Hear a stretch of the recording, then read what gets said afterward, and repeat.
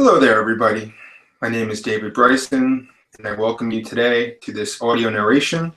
We're going to be narrating a book called The Talmud, Unmasked, Secret Rabbinical Teachings Concerning Christians. It might have been subtitled Concerning Non-Jews because, as you will find throughout the text in the book, they refer basically to two categories of people. There's God's chosen people and everybody else who is insinuated to be not chosen. Those are the people that they refer to as goyim, and that would include people of other religions as well, not just Christians. So I want to clarify that. So one thing to keep in mind is that this book is about exposing a particular branch of Judaism. You have to keep in mind that you have to understand the many variations and distinctions in the Jewish faith, very similar to Christianity. As if you're a Westerner and live in the United States, you would understand that there's a vast difference between, let's say, a Roman Catholic Christian and, let's say, a fire-baptized Pentecostal, snake-handling Christian. They both claim to be Christians. They both regard the Bible as an authoritative text, and yet they're worlds apart in so many ways. This applies in other great faiths as well, whether it be Islam or Judaism. So when we are going into the Talmud to read from the authoritative rabbinical source text itself to see what it says, keep in mind that this is not representative of all Jewish people, but of a distinct branch of rabbinical tradition, which is essentially Phariseeism that goes back to the times of Jesus and even way before then. But if you are familiar with the Gospels and have read the New Testament, you might be familiar of the many run-ins that Jesus had with the Pharisees, with the Jewish law. He was constantly getting himself into trouble. And the Pharisees were very by the book, very law-oriented, they emphasized the letter of the law over the spirit of the law. And so typically Phariseeism has come to be understood as a term that basically means hypocrites, people who don't practice what they preach. And Jesus exposed them over and over again, got them so angered that they finally demanded that the Roman authorities crucify him, and you've probably heard the rest of the story. So please keep that in mind, that what we're sharing today is not anti-Semitism at all. Okay, we love the Jewish people, true Torah Jews. We pray that all Jewish people would awaken to know who Messiah or Mashiach is. And please keep in mind that this book is being shared in today's world to help many people understand the philosophical underpinnings of Zionism, which can be directly related to Talmudism. Okay. So before we get going with the narration, also just wanted to do a screen share with you of the Amazon page for this book. And what we want to do, okay, is this it? Amazon? Yes, let's share that. So we just want to share the top review. As if you frequent Amazon, you're probably aware that the way they do it is you can read book reviews and people vote what they feel are the most helpful reviews. So we're just going to read what is considered to be the most helpful review of this book. Clarification of some Jewish terms. A major Jewish publication, the Jewish Chronicle, reveals that the Jewish word for Gentile, which is anybody who's non-Jewish, for Gentile woman is the offensive Yiddish word shiksa, meaning whore. It is derived from the Hebrew word shagetz, that is abomination. It is also pointed out that a little Gentile girl is called a shikselke, and it means little female abomination. Even the terms Gentile and goy or goyim are extremely derogatory and offensive. It is derived from the old Yiddish terminology which means heathen and animal-like. The Jewish Chronicle, May 17, 1991. Some carefully and carelessly chosen words by C. Vermont. Shiksa, the Jewish term for a Gentile or non-Jewish woman, from the root word shagetz, meaning abomination or whore, and shikselki, a Gentile non-Jewish little girl, meaning little female abomination. Here are some actual verses from the Talmud fully referenced. Talmud Sanhedrin 59a, page 400, Socino edition 1935. A heathen or Gentile non-Jew who pries into the Torah and other Jewish scriptures is condemned to death. For it is written, it is our inheritance, not theirs. 2. 57a, Gittin, London, Socino Press, page 261, translated by M. Simon, 1936. Balaam, or Jesus, is raised from the dead and being punished in boiling hot semen. Those who mock the words of the Jewish sages and sin against Israel are boiled in hot excrement. 3. Talmud Sanhedrin, Baba Metzia, 114a and 114b. Only Jews are human. Gentiles, remember that means non-Jews, are animals. 4. Talmud Sanhedrin 57a, page 388, Socino edition, 1935. For murder, whether of a Cuthian, Gentile, by a Cuthian, or of an Israelite by a Cuthian, or Gentile, punishment is incurred, but of a Cuthian by an Israelite, there is no death penalty. Number 5, Babylonian Talmud, Funken-Wagnall's Jewish Encyclopedia, 1907, Gentile, page 617. Even the best of the Gentiles should be killed. 6. Talmud, Moed Katan, Baba Metzia, 114a, 114b, Socino edition, 1935, Talmud Sanhedrin. If a Jew is tempted to do evil, he should go to a city where he is not known and do the evil there. Number 7, Funken-Wagnall's Jewish Encyclopedia, 1907, Gentile, page 621. Gentiles' flesh is as the flesh of asses, and whose issue is like the issue of horses. 8. Talmud Sanhedrin 58b, page 398, Socino edition, 1935. If a heathen or Gentile hits a Jew, the Gentile must be killed. Hitting a Jew is hitting God. 9. Talmud, Baba Kama 37b, page 211, Socino edition, 1935. If an ox of an Israelite gores an ox of a Canaanite, there is no liability. But if an ox of a Canaanite or Gentile gores an ox of an Israelite, the payment is to be in full. 10. Talmud Baba Metzia 24a, also affirmed in Baba Kama 113b, Talmud Sanhedrin, page 666, Socino edition, 1935. If a Jew finds an object lost by a heathen or Gentile, it does not have to be returned. 11. Talmud Sanhedrin 76a, page 470, Socino edition, 1935. God will not spare a Jew who marries his daughter to an old man or takes a wife for his infant son or returns a lost article to a Cuthian or Gentile. Talmud, number 12, Talmud Sanhedrin 57a, page 388, Socino edition, 1935. What a Jew obtains by theft from a Cuthian or Gentile, he may keep. 13. Talmud, Baba Kama, 37b, Socino edition, 1935. Gentiles are outside the protection of the law, and God has exposed their money to Israel. 14. Talmud, Baba Kama, 113a, page 664, 665, Socino edition, 1935. Jews may use lies or subterfuges to circumvent a Gentile. 15. Talmud Yevamot 98a, Socino edition, 1936. All Gentile, non-Jew children are animals. 16. Talmud Avodah Zarah 22a, 22b, Socino edition, 1935. Gentiles prefer sex with cows. 17. Talmud Avodah Zarah 67b, Socino edition, 1935. The vessels of Gentiles, do they impart a worsened flavor to the food cooked in them? 18. Talmud Sanhedrin 105a and b, page 717, Socino edition, 1935. Balaam, or Jesus, fornicated with his jackass. 19. 57a, Gittin, Talmud Sanhedrin, page 261, Socino Press, 1936. Translated by Simon M. Trans. Jewish priests raised Balaam, or Jesus, from the dead and punished him in boiling hot semen.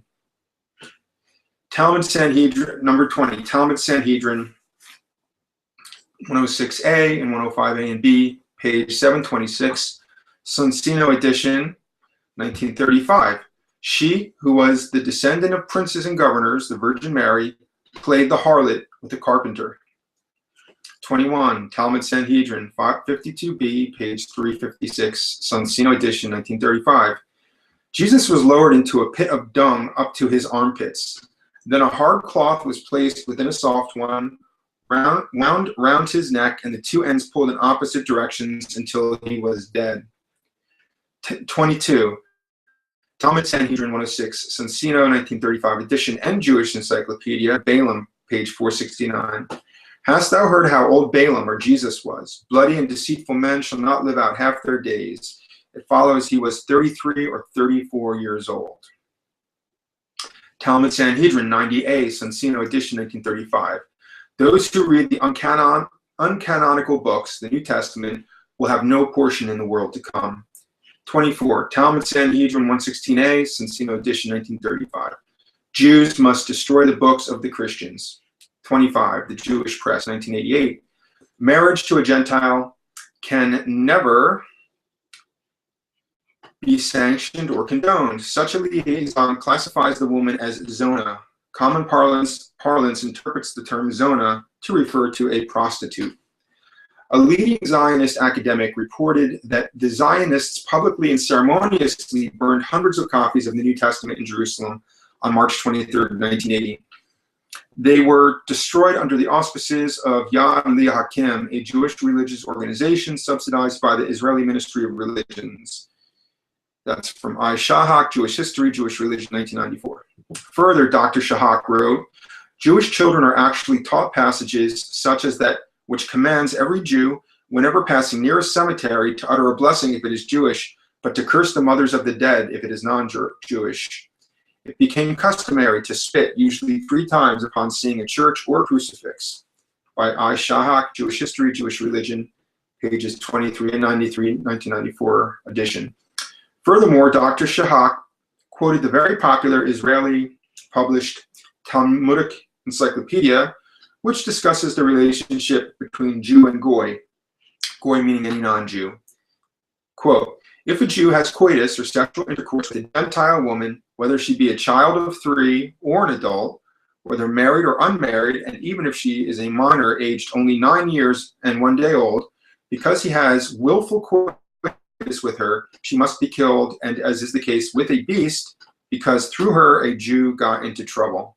Chapter Goy, Talmudic Encyclopedia by I. Shahak, Jewish History, Jewish Religion, page 87, 1994. In stark contrast to the above verses is the following Sahih Hadith. He who buys the stolen property with the knowledge that it was stolen shares in the sins and shame of stealing. I came across this enlightening hadith and many others during my foray into comparative religion. The principles and morality embedded here are the exact opposite of the Talmud. Okay, so we're just going to leave off right there, and we're going to jump back into the video. And we want to bring up, here we go. Let's stop this for a second. Okay, and now we're going to go right to the text of the Talmud Unmasked. And here we go. Part 1. Oh, let me just reference, before we even get this started here, from the back of the book. What I will do here is, let's just stop this for a second. I thought this was very interesting, the epilogue. So I think it's really interesting sometimes to read epilogues. So in the end, okay, this was written by a Russian priest, okay, back in 1892, by the way, just so you're aware, in St. Petersburg, April 13th, 1892. And the imprimatur came from Archbishop Metropolitan of Mogilev. This is from the St. Petersburg Printing Office of the Imperial Academy of Sciences, 1892. Right, so epilogue.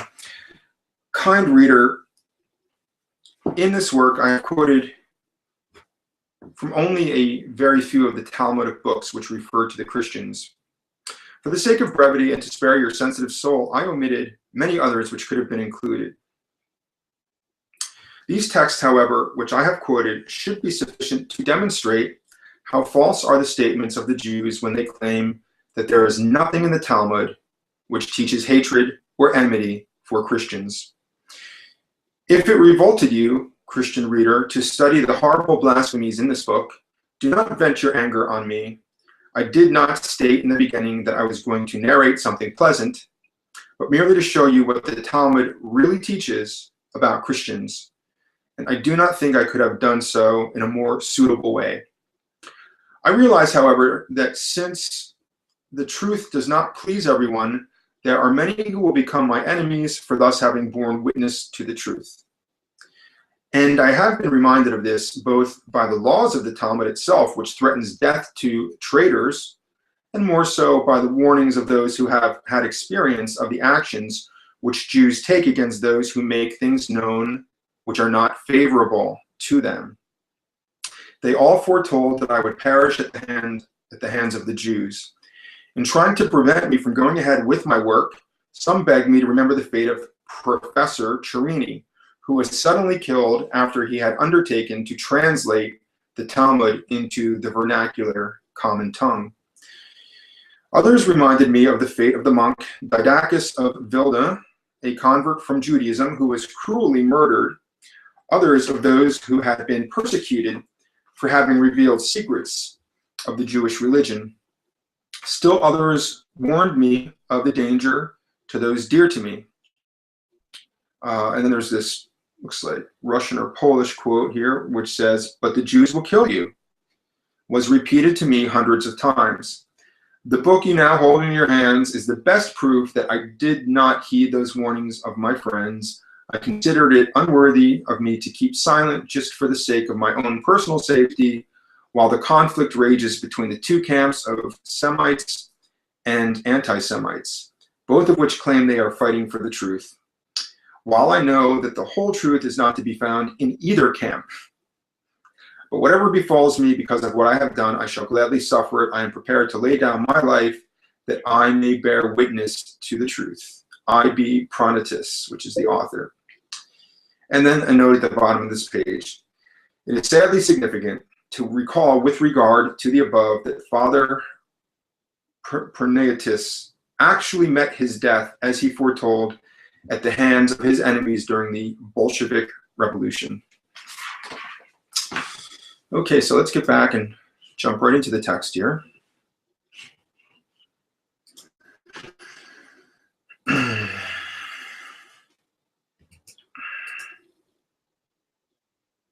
The Talmud Unmasked, The Secret Rabbinical Teachings Concerning Christians by Reverend I.B. Pronitus. Part 1, the teaching of the Talmud concerning Christians. First, we shall see what the Talmud teaches about Jesus Christ, the founder of Christianity, and secondly, about his followers, the Christians.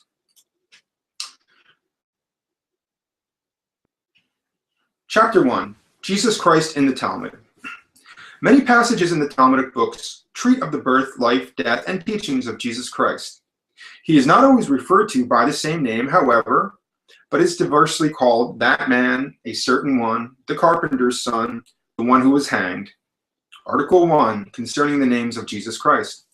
The real name of Christ in Hebrew is Yeshua Hanatzri, Jesus the Nazarene. He is called Natsri from the city of Nazareth in which he was brought up. Thus, in the Talmud, Christians are also called Natsrim, or Nazarenes. Since the word Yeshua means Savior, the name Jesus rarely occurs in Jewish books. It is almost always abbreviated to Jeshu, which is maliciously taken as if it were composed of the initial letters of the three words, Imach Shemo Vezikro, may his name and memory be blotted out. 2, in the Talmud, Christ is called Otho Ish, that man. that is, the one who is known to all. In the tract Avodah Zarah 6a, we read, he is called a Christian who follows the false teachings of that man who taught them to celebrate the feast on the first day of the Sabbath, that is, to worship on the first day after the Sabbath. 3. Elsewhere, he is simply called Peloni, a certain one. In Chagiga 4b, we read, Mary, the mother of a certain one, of whom it is related in Shabbat 104b. That this Mary is none other than the mother of Jesus will be shown later. 4. Out of contempt, Jesus is also called Nagar bar Nagar, the carpenter's son of a carpenter, also Ben Charish Atam, the son of a woodworker. He is also called Tulu, the one who was hanged. Rabbi Samuel, the son of Mir, in the Hilch Alcom of Maimonides, refers to the fact that it was forbidden to take part in the Christian feasts of Christmas and Easter, because they were celebrated on account of him who was hanged. And Rabbi Aben Ezra, in a commentary on Genesis, also calls him Tului, whose image the Emperor Constantine reproduced on his banner. Quote, in the days of Constantine, who made a change of religion and placed the figure of the one who was hanged on his banner. Article 2, the life of Christ. The Talmud teaches that Jesus Christ was illegitimate and was conceived during menstruation, that he had the soul of Esau, that he was a fool, a conjurer, a seducer, that he was crucified, buried in hell, and set up as an idol ever since by his followers. 1. Illegitimate and conceived during menstruation. The following is narrated in the tract Kala 1b, 18b. Quote, once when the elders were seated at the gate, 2 young men passed by, one of whom had his head covered, the other with his head bare. Rabbi Eleazar remarked that the one in his bare head was illegitimate, a mamzer.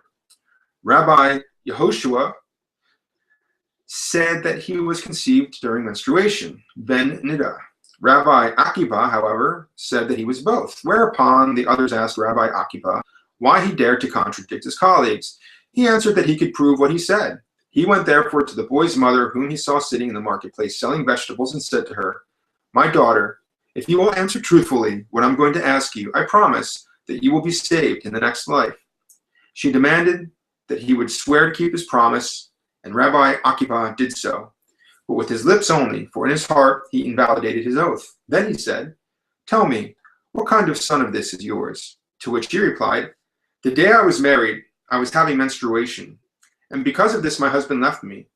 But an evil spirit came and slept with me, and from this intercourse my son was born to me. Thus it was proved that this young man was not only illegitimate, but also conceived during the menstruation of his mother.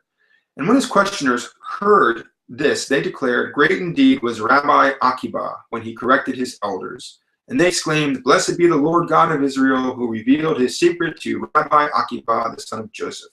Unquote. That the Jews understand this story to refer to Jesus and his mother Mary is clearly demonstrated in their book Toldoth, Jeshu, the generations of Jesus, where the birth of our Savior is narrated in almost the same words. Another story of this kind is narrated in Sanhedrin 67a. Quote, of all who are guilty of death by the law, he alone is caught by a ruse. How is it done? They light a candle in an inner room and place witnesses in an adjoining room outside where they can see him and hear his voice, but where they cannot be seen by him.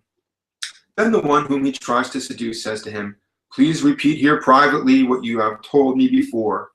If the seducer repeats what he says, the other asks him, but how shall we leave our God who is in heaven and serve idols? If the seducer repents, then all is well. But if he says, this is our duty, and it is right for us to do so, then the witnesses outside who have heard him bring him before the judge and stone him to death. This is what they did to the son of Stada in Lud, and they hanged him on the eve of the Passover. For the son of Stada was the son of Pandira.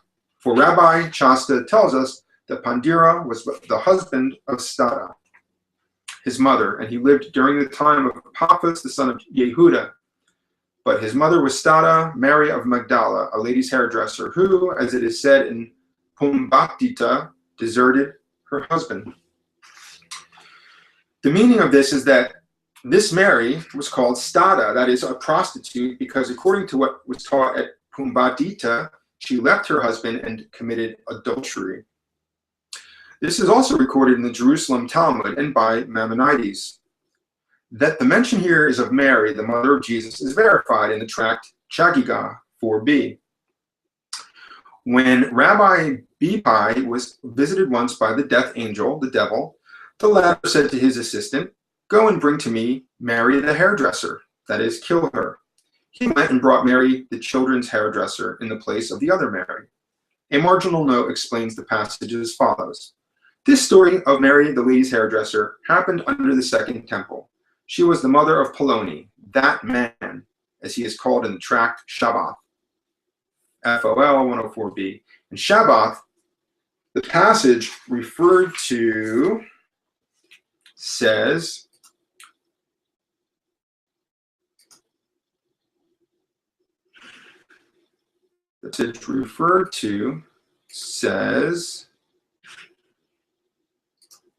Rabbi Eliezer said to the elders, "Did not the son of Stada practice Egyptian magic by cutting it into his flesh?" They replied, "He was a fool, and we do not pay attention to what fools do. The son of Stada, Pandira's son, etc., as above in Sanhedrin 16a. This magic of the son of Stada is explained as follows in the book Beth Jochab, FOL 127a. Buxtori says, there is little doubt who this Ben Stada was or who the Jews understood him to be. Although the rabbis, in their additions to the Talmud, try to hide their malice and say that it is not Jesus Christ, their deceit is plainly evident, and many things prove that they wrote and understood all these things about him. In the first place, they also call him the son of Pandira. Jesus the Nazarene is thus called in other passages of the Talmud, where express mention is made of Jesus the son of Pandira, St. John Damascene. Also in his genealogy of Christ mentions Panthera and the son of Panthera. Secondly, the Stada is said to be Mary, and this Mary, the mother of Poloni, that certain one, by which without doubt Jesus is meant. For in this way they were accustomed to cover up his name, because they were afraid to mention it. If we had copies of the original manuscripts, they would certainly prove this, and this also was the name of the mother of Jesus, the Nazarene. Thirdly, he is called the seducer of the people. The Gospels testify that Jesus was called this by the Jews, and their writings to this day are proof that they still call him by this name. Fourthly, he is called the one who was hanged, which clearly refers to the crucifixion of Christ, especially since a reference to the time on the eve of the Passover is added, which coincides with the time of the crucifixion of Jesus. In Sanhedrin 43a, they wrote as follows, quote, "On the eve of the Passover, they hanged Jesus." Fifthly, as to what the Jerusalem Talmud says about the two disciples of the elders who were sent as witnesses to spy on him and who were afterwards brought forward as witnesses against him. This refers to the two false witnesses of whom the evangelists Matthew and Luke make mention. Sixthly, concerning what they say about the son of Stada, that he practiced Egyptian magical arts by cutting into his flesh, the same accusation is made against Christ in their hostile book, Toldoth Jeshu. Quote, "Lastly, the time corresponds. For it is said that this son of Stada lived in the days of Paphos, the son of Yehuda, who was a contemporary of Rabbi Akiba.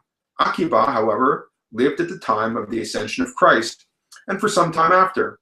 Mary is also said to have lived under the Second Temple. All this clearly proves that they secretly and blasphemously understood this son of Stada to be Jesus Christ, the son of Mary." Other circumstances may seem to contradict this, but that is nothing new in Jewish writings, and it is done on purpose so that Christians may not easily detect their trickery.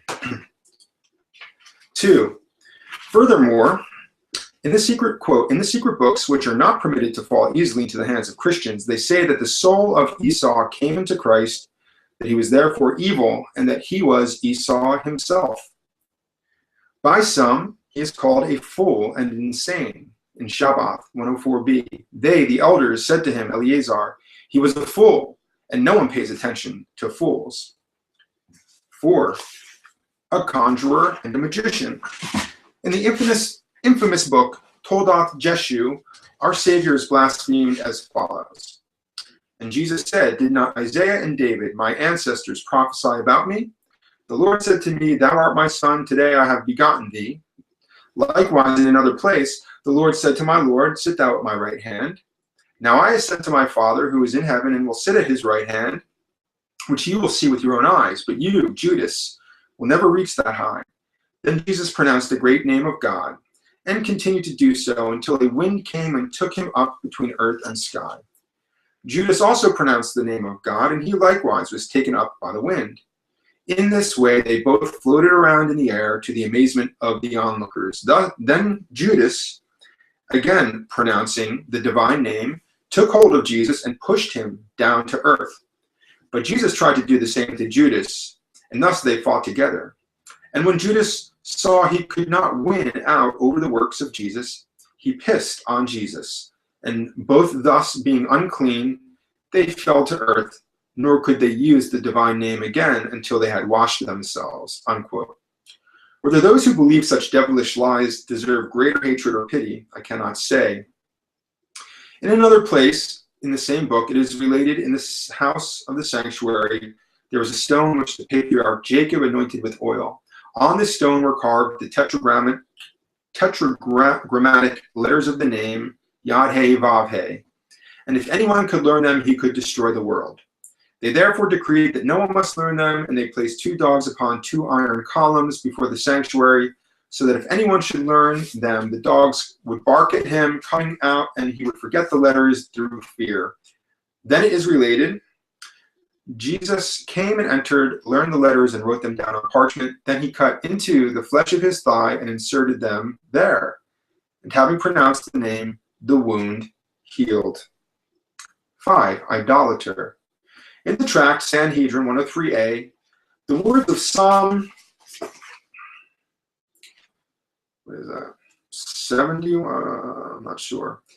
No plague shall come near thy dwelling, are explained as following. That thou mayst never have a son or disciple who will salt his food so much that he destroys his taste in public, like Jesus the Nazarene. To salt one's food too much or to destroy one's taste is proverbially said of one who corrupts his morals or dishonors himself or who falls into heresy and idolatry and openly preaches it to others. 6. Seducer. In the same book, Sanhedrin, we read, Mars said Jesus seduced, corrupted, and destroyed Israel. 7. Crucified. Finally, as punishment for his crimes and impiety, he suffered an ignominious death by being hanged on a cross on the eve of the Passover, as we have seen above. Buried in hell. The book Zohar 3, 282, tells us that Jesus died like a beast and was buried in that dirt heap, where they throw the dead bodies of dogs and asses, and where the sons of Esau, the Christians, and of Ishmael, the Turks, also Jesus and Muhammad, uncircumcised and unclean like dead dogs, are buried. 9. Worshipped as God after his death by his followers. George L. Edzard, in his book Avodah Sarah, quotes the following words of the commentator on the Hilkoth Akum of Maimonides, quote, in many passages of the Talmud, mention is made of Jesus the Nazarene and of his disciples, and that the Gentiles believe that there is no other God beside him.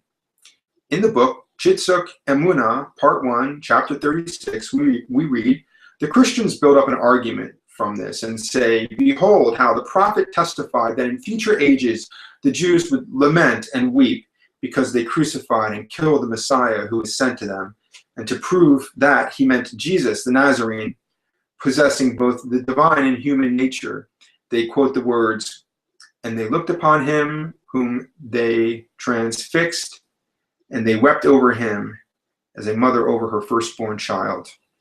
Maimonides attempts to prove how much Christians err in worshiping Jesus in his book Hilkoth Melachim. If all the things he did had prospered, if he had rebuilt the sanctuary in its place and had gathered together the dispersed tribes of Israel, then he would certainly be the Messiah. But if so far he has not done so, and if he was killed, then it is clear that he was not the Messiah whom the law tells us to expect.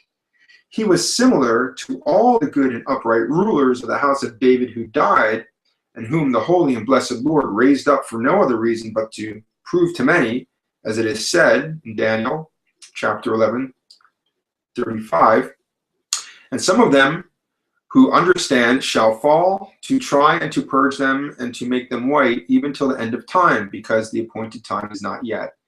Daniel also prophesied about Jesus the Nazarene, who thought he was the Christ and who was put to death by the judgment of the Senate, from Daniel chapter 5, verse 14. And the robbers of thy people shall exalt themselves to establish the vision, but they shall fail. What could be plainer? For all the prophets said that the Christ would set Israel free, would bring it salvation, restore its dispersed peoples, and confirm their laws. But he was the cause of the destruction of Israel and caused the rest of them to be dispersed and humiliated, so that the law was changed and the greater part of the world was seduced to worship another God. Truly, no one can understand the designs of the Creator, nor are his ways our ways.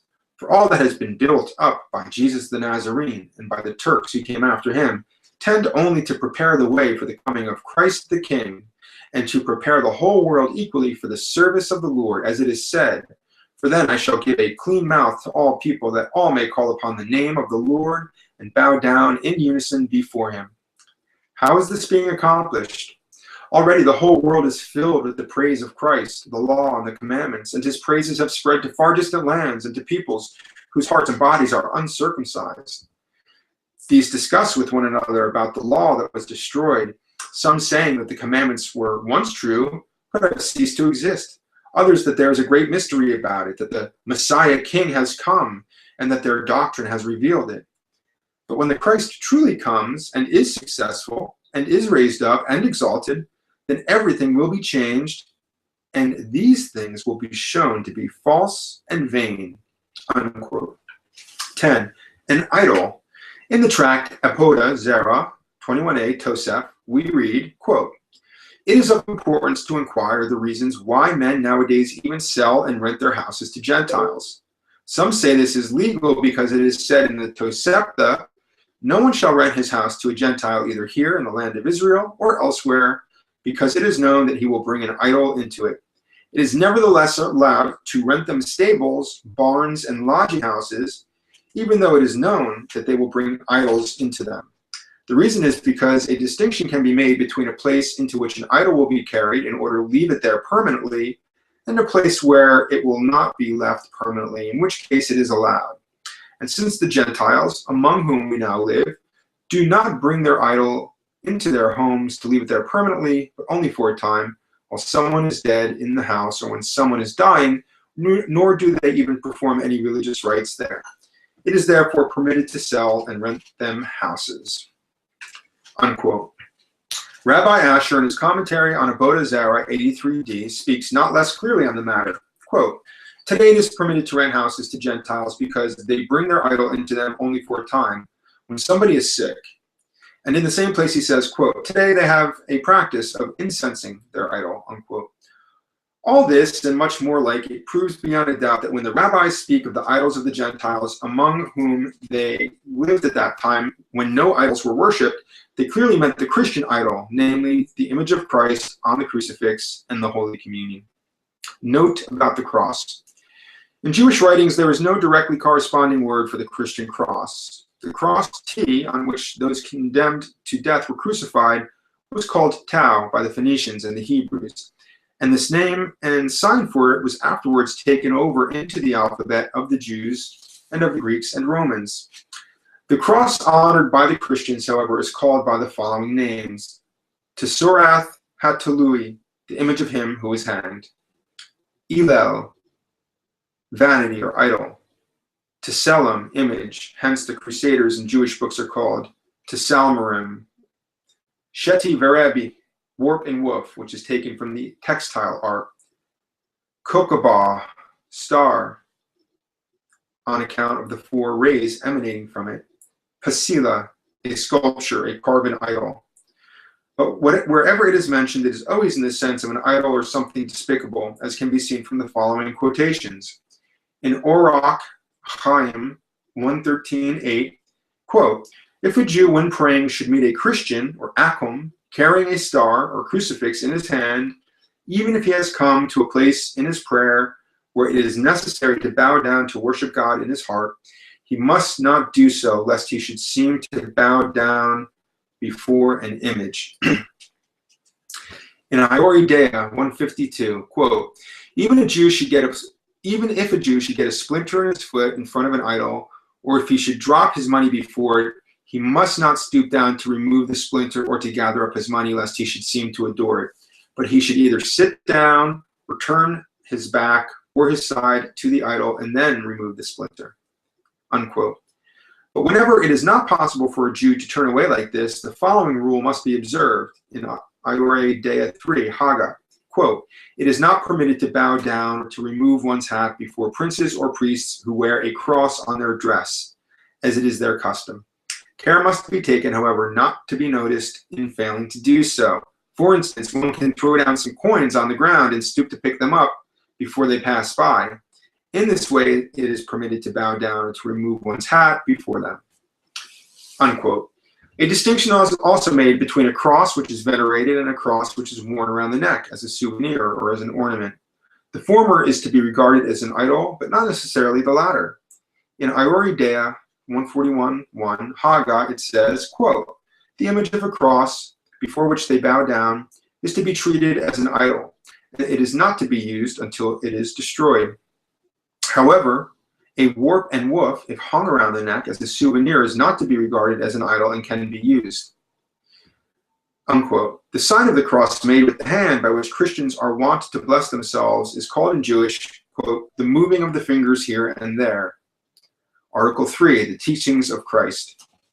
The seducer and idolater could teach nothing but falsehood and heresy, which was irrational and impossible to observe. 1. Falsehood. In Avodah Zarah, it says, a Nazarene is one who follows the false teachings of that man who taught them to worship on the first day of the Sabbath. 2. Heresy. In the same book of Avodah Zarah, chapter 1, 17a Tosef, mention is made of the heresy of James. A little further on 27b, we learn that this James was none other than the disciple of Jesus. James, quote, James Seconites, one of the disciples of Jesus of whom we spoke in chapter 1. Unquote. But James taught not his own doctrine, but that of Jesus. 3. Impossible to observe. The author of Nisakon argues as follows on this point. Quote, a written law of the Christians is, if a Jew strike you on one cheek, turn the other also to him, and do not in any way return the blow. In chapter 6, verse 27 says, love your enemies, do good to them who hate you, bless them who curse you, and pray for those who do you harm, until him who strikes you on one cheek, offer him the other. To him who takes away thy cloak, do not forbid him to take thy coat also, etc. The same is found in Matthew chapter 5, verse 39, but I have never seen any Christian keep this law, nor did Jesus himself behave as he taught others to do. For we find in John chapter 18, verse 22, that when someone struck him on the face, he did not turn the other cheek, but became angry on account of this one stroke and asked, why did you strike me? Likewise, in the Acts of the Apostles, chapter 23, verse 3, we read that when the high priest ordered them that stood by to strike him on the mouth, Paul did not turn the other cheek. He cursed him, saying, God shall smite thee, whited wall. This is contrary to their beliefs and destroys the foundation upon which their religion rests. For they boast that the law of Jesus is easy to observe. If Paul himself, who may be called the dispenser of Jesus, could not observe the precept of Jesus, who among the others who believe in him can prove to me that he can do so? Unquote. The author, however, who had the Gospels and the Acts of the Apostles under his hand, could not have failed to understand in what sense Christ commanded his followers to turn the other cheek to him who would strike them, since in another place he commanded his followers to cut off a hand or an arm and to pluck out an eye if these should scandalize them. No one who has had the least acquaintance with Holy Scripture ever thought that these commands should be taken literally. Only deep malice and ignorance of the times in which Jesus lived can explain why the Jews, even to this day, use these passages to detract from the teachings of Jesus Christ. And then we have here some footnotes, and maybe we'll read the footnote. Number 2, the Jews among themselves do not say Jeshu, but issue, so nearly corresponding to the words of this curse. When talking to a certain Jew about this some years ago, he told me that it not only meant this, but also Jeshu Sheker, liar, Utoba, an abomination. Who would not be deeply horrified at this? This Jew lived at Frankfurt and at Hanover and had traveled all over the world. When he saw how this horrified me, his faith in Judaism began to weaken, for he was not adverse to the Christian faith and had often discussed it with me and Dr. Armando Polano. I also discovered here and there 2 other secret words from the Jewish Kabbalah, which have to do with this name. It is well known that the Israelites are often warned in their sacred writings to shun the worship of Elohe Nekkar, strange gods or God. What does Elohe Nekkar really mean? By the numbering method of the Gematria, these letters equal 316, which taken together make the word Jeshu. This is found at the end of the book Abkath Rokel. They therefore teach that to dishonor God by the worship of Elohe Nekkar is the same to dishonor him by the worship of Jeshu. Behold the malice of the serpent. Antonius also found a marginal note in a book about a Jewish faith and religion. In a Jewish prayer book, there is a certain prayer beginning with Aleinu. Formerly, the wording contained certain things which were afterwards deleted for the fear of the Christians, but the space remains vacant to warn children and adults that something is omitted there. The deleted words were Haman Shatavim Jehebol Varik Umetpalin Lelo Isha, quote, those who bow down exhibit vanity and foolishness and adore him who cannot save. This is generally said about idols, but is secretly meant for Jesus, whose name is here signified by the letters. Okay, let's see.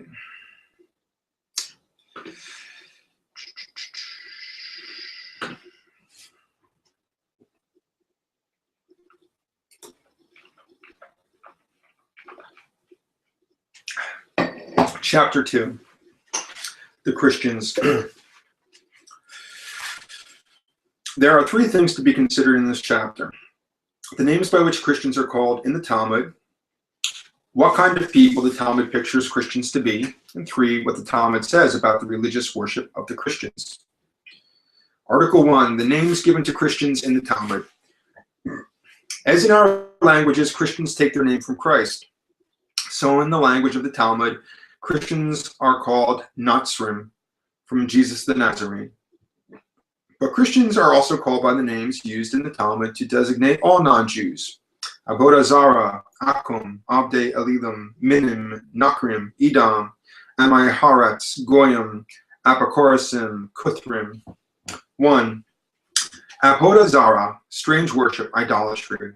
The Talmudic tract on idolatry is thus entitled Obey Avodah Zarah, idol worshippers.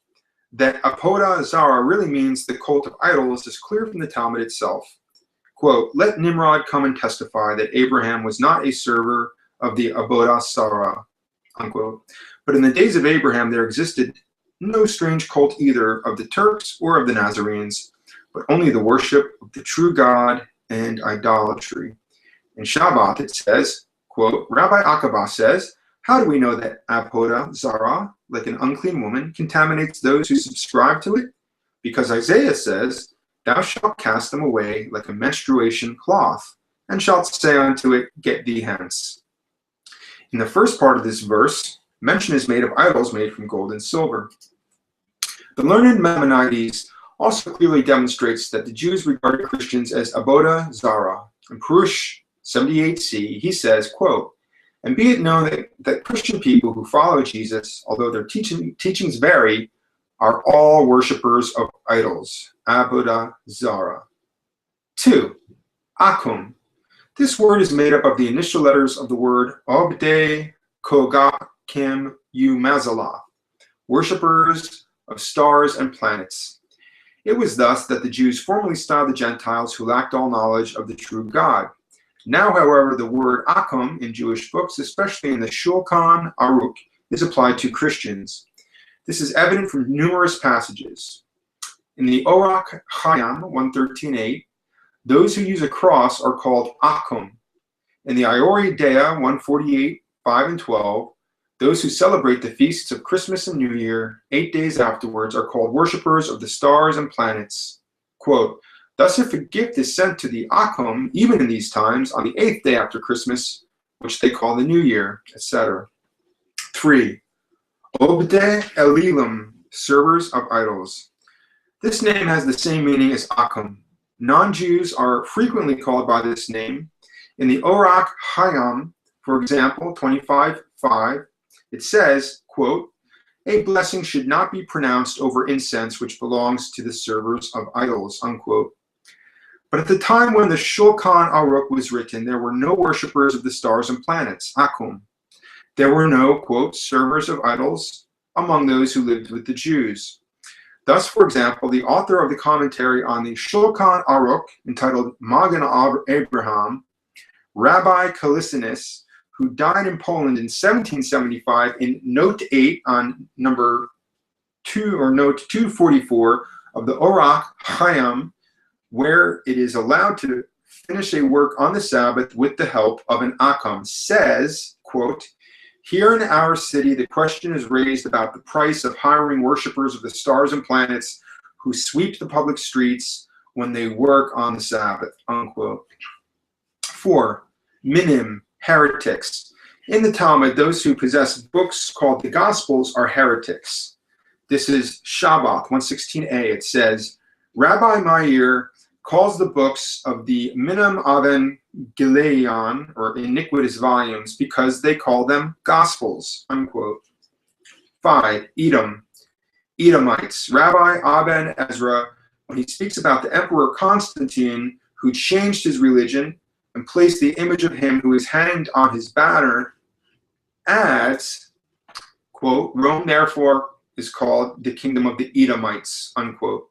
And Rabbi Bechai, in his Kad Hakamak, writes, they are called Edomites who move their fingers here and there, who make the sign of the cross. Likewise, Rabbi Bechai, commenting on the words of Isaiah, quote, those who eat the flesh of swine, unquote, adds, quote, these are the Edomites, unquote. Rabbi Kimchi, however, calls them Christians. And Rabbi Abarbanel, in his work, Machima Yeshua, says, the Nazarenes are Romans, the sons of Edom.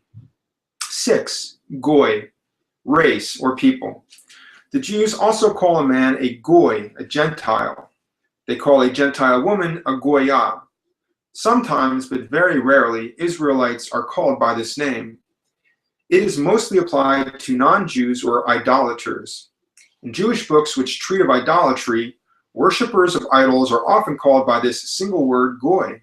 For this reason, in more recent editions of the Talmud, the use of the word goy is purposely avoided and other words for non-Jews are substituted.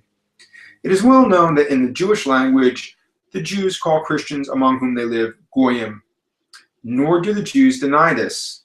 Sometimes in their popular magazines, when they say that this word means nothing harmful or evil, but the contrary can be seen in their books written in the Hebrew language. For instance, in Choshen Hamashpat, the name goy is used in a depraved sense. Quote, traitors and Epicureans and apostates are worse than goyim.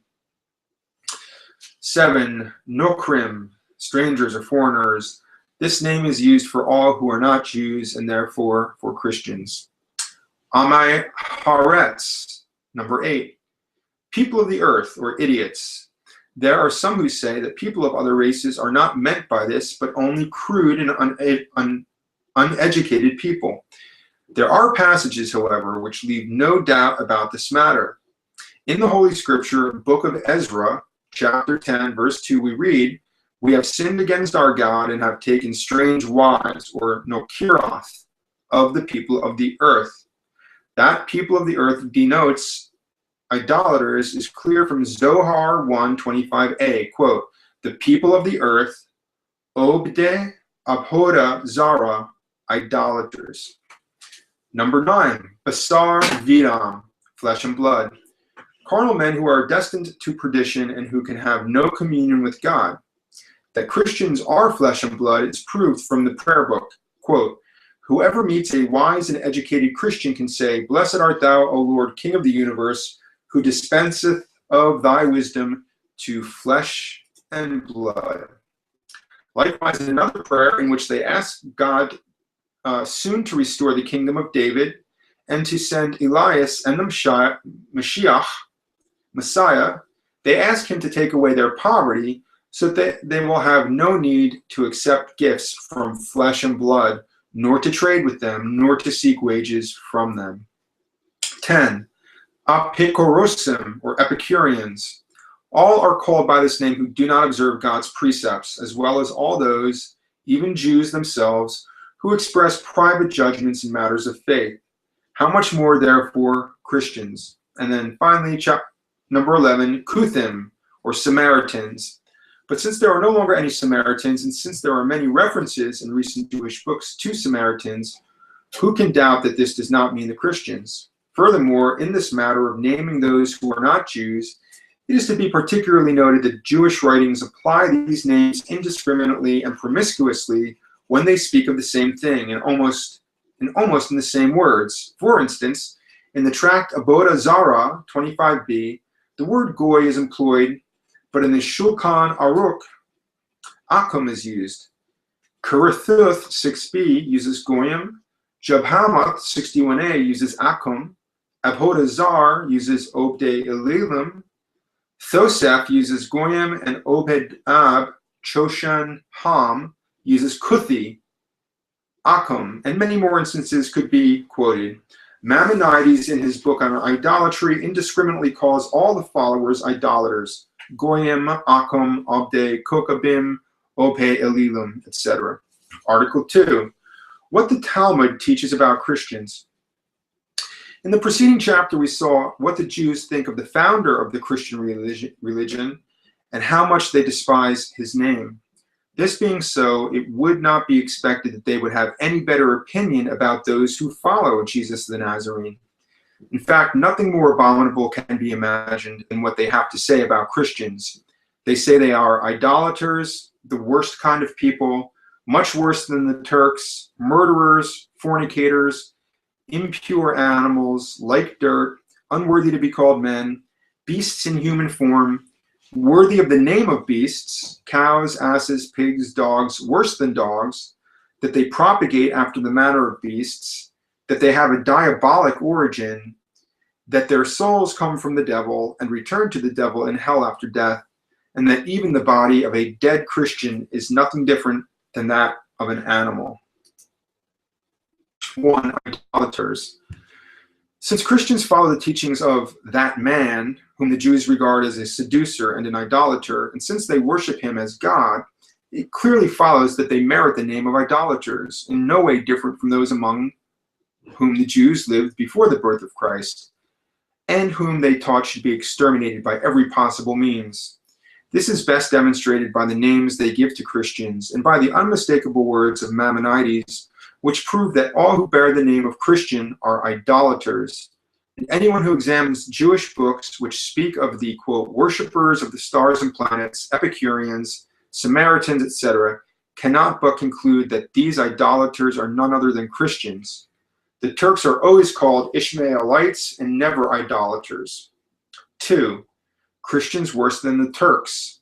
Maimonides in Hilkoth Machalath says, quote, it is not permitted to drink the wine of a stranger who becomes a convert, that is, one who accepts the 7 precepts of Noah. But it is permitted to gain some benefit from it. It is allowed to leave wine alone with him, but not to place it before him. The same is permitted in the case of all Gentiles who are not idolaters, such as the Turks or Ishmaelites. A Jew, however, is not permitted to drink their wine, although he may use it to his own advantage. All the best-known rabbis agree on this, but since Christians are idolaters, it is not allowed even to use their wine to advantage, unquote. 3. Murderers. In Avodah Zarah, it says, a Jew must not associate himself with Gentiles because they are given to the shedding of blood, unquote. Likewise, in Iori Dea, quote, an Israelite must not associate himself with the Akum, or Christians, because they are given to the shedding of blood. In the Avodah Zarah, it says, the rabbis taught, if a Goy joins an Israelite on the road, he, the Jew, should walk on the right side. Rabbi Ishmael, the son of Rabbi Jochanan, the nephew of Baruchah, says, if he carries a sword, let the Jew walk on his right side. If the Goy carries a stick, the Jew should walk on his left side. If he is climbing a hill or descending a steep incline, the Jew must not go in front with the Goy behind, but the Jew must go behind and the Goy in front, nor must he stoop down in front of him for fear the Goy might crack his skull.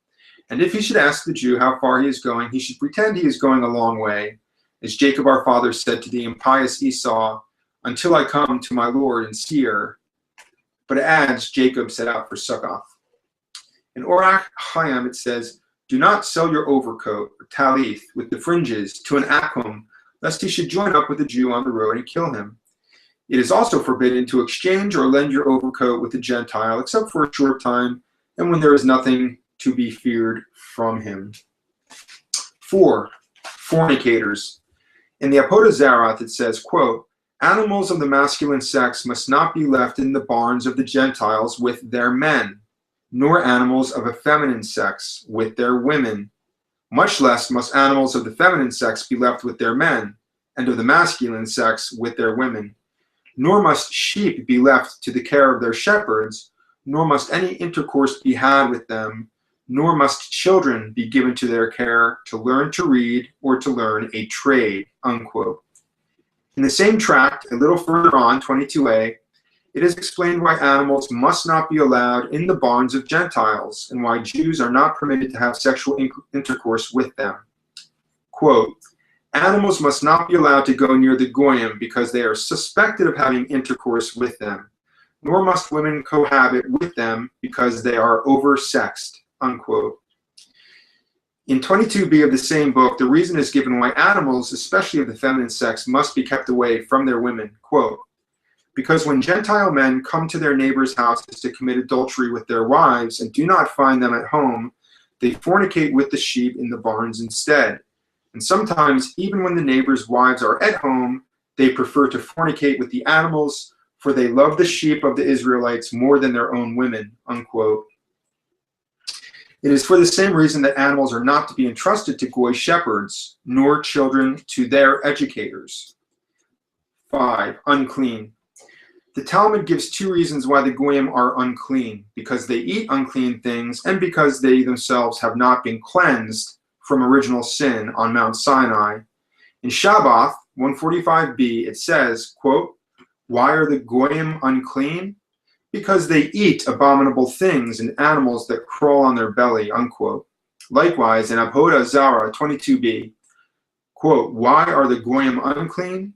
Because they were not present at Mount Sinai. For when the serpent entered into Eve, he infused her with uncleanness. But the Jews were cleansed from this when they stood on Mount Sinai. The Goyim, however, who were not on Mount Sinai, were not cleansed, unquote. 6. Compared to dung. Quote, when 10 persons are praying together in one place and they say Kaddish or Kadasha, anyone, even though he does not belong there, may respond, Amen. There are some, however, who say that no dung or akum must be present.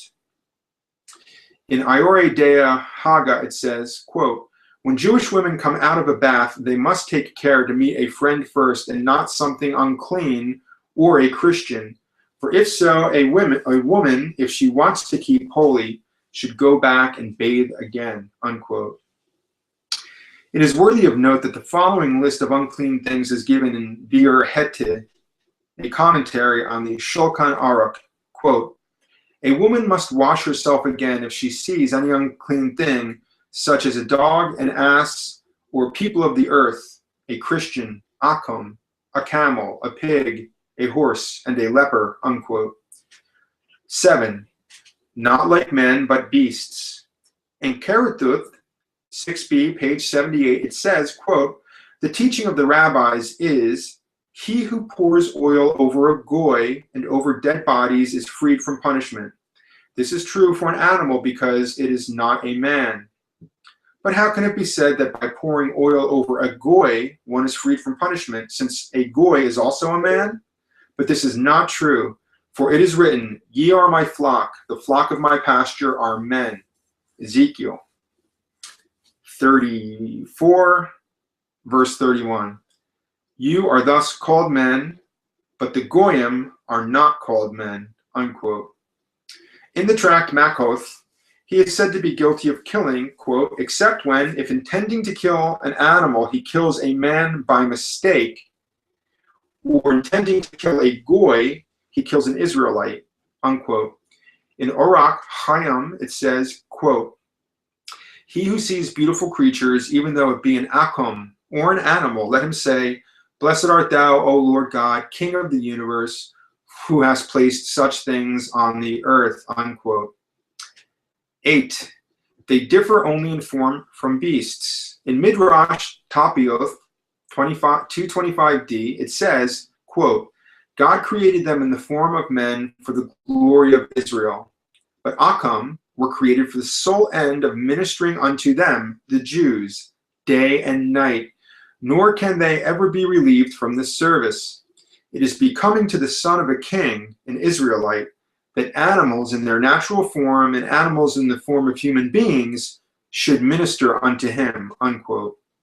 We can quote here also what is said in Orach Chaim 57:6a, quote, "If pigs are to be pitied when they suffer from disease, because their intestines are similar to ours, how much more should the akum be pitied when thus afflicted?" 9. Animals. In Zohar 2:64b, it says, quote, "People who worship idols and who are called cows and ass, as it is written, I have a cow and an ass," unquote. Rabbi Bechai, in his book Kad Hakamach, chapter 1, beginning with the word gula, redemption, referring to Psalm 80, verse 13, quote, "The boar out of the wood doth waste it." It says, quote, "The letter ayin is dropped, suspended, the same as these worshippers or followers of him who was suspended." Uxtorf Lex says, quote, "By wild pig, the author here means the Christians who eat pork, and like pigs have destroyed the vineyard of Israel, the city of Jerusalem, and who believe in the suspended Christ. Else the letter ain is dropped in this word because they, as worshippers of Christ, who was hanged, are also dropped," unquote. Rabbi Edels, in commenting on the Kutubath, says, quote, "The psalmist compares the akum to the unclean beast in the woods." 10. Worse than animals. Rabbi Shlomo Yargeh Rashi, famous Jewish commentator explaining the law of Moses, forbidding the eating of meat of wounded animals, but which must be given to the stranger in the gates, or which, according to Exodus, is to be thrown to the dogs, has this to say, quote, "For he is like a dog." Are we to take the word dog here literally? By no means. For the text, in speaking of dead bodies, says, "Or thou mayest sell it to an alien."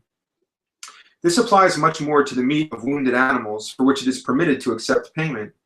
Why, therefore, does the scripture say it may be thrown to dogs? In order to teach you that a dog is to be more respected than the nokri. 11. They propagate like beasts. In the Sanhedrin Tosafot, it says, quote, "The sexual intercourse of a goy is like to that of a beast," unquote. And in Kethoba, it says, quote, "The seed of a goy is worth the same as that of a beast," unquote. Hence it is to be inferred that Christian marriage is not true marriage. In Kedushim, it says, quote, "How do we know this? Rabbi Huna says, you can read, remain here with the ass, that is, with a people like an ass.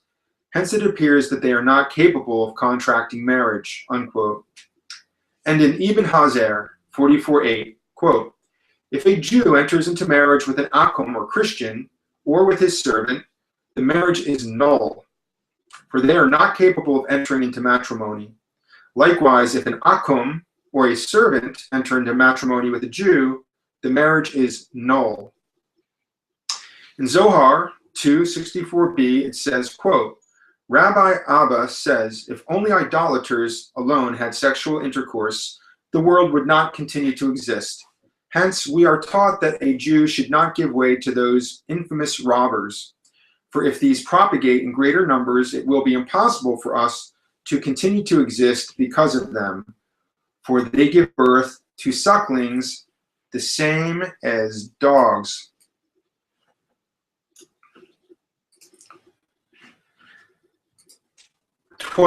Children of the devil. In Zohar 1:28b, we read, quote, now the serpent was more subtle than any beast of the field, Genesis 3:1.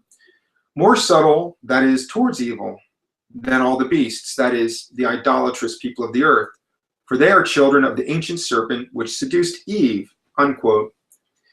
The best argument used by the Jews to prove that Christians are of the race of the devil is the fact that they are uncircumcised. The foreskin of non-Jews prevents them from being called the children of the Most High God. For by circumcision, the name of God, Shaddai, is completed in the flesh of the circumcised Jew. The form of the letter Ish is in his nostrils, the letter Daleth in his bent arm, and Ain appears in his sexual organ by circumcision. In non-circumcised Gentiles, therefore, such as Christians, there are only two letters, Ish and Daleth, which make up the word shed, which means devil. They are, therefore, children of the shed, the devil. 13. The souls of Christians are evil and unclean. The teaching of the Jews is that God created two natures, one good and the other evil, or one nature with two sides, one clean and the other unclean. From the unclean side, called Kelephah, rind or scabby crust, the souls of Christians are said to have come.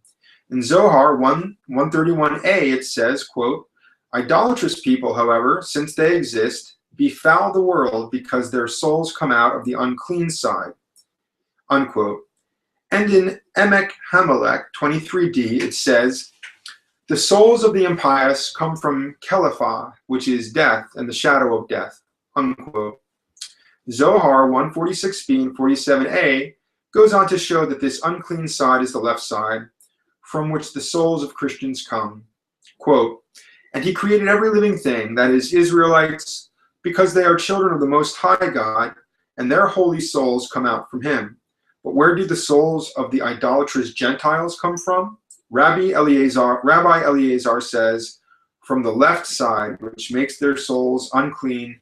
They are therefore all unclean, and they pollute all who come in contact with them, unquote. 14. After death, they go down to hell. The elders teach that Abraham sits at the gate of Gehenna and prevents any circumcised person from entering there, but that all the uncircumcised go down to hell. In Rosh Hashanah, it says, quote, heretics and Epicureans and traitors go down into hell, unquote. And 15. The fate of dead Christians.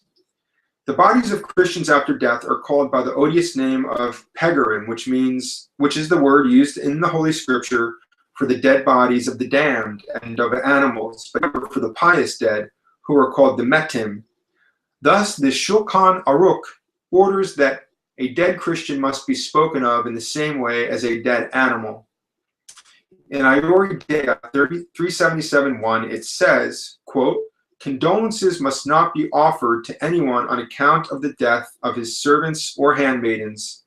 All that may be said is, quote, may God restore your lost one, the same as we say to a man who has lost a cow or an ass, unquote.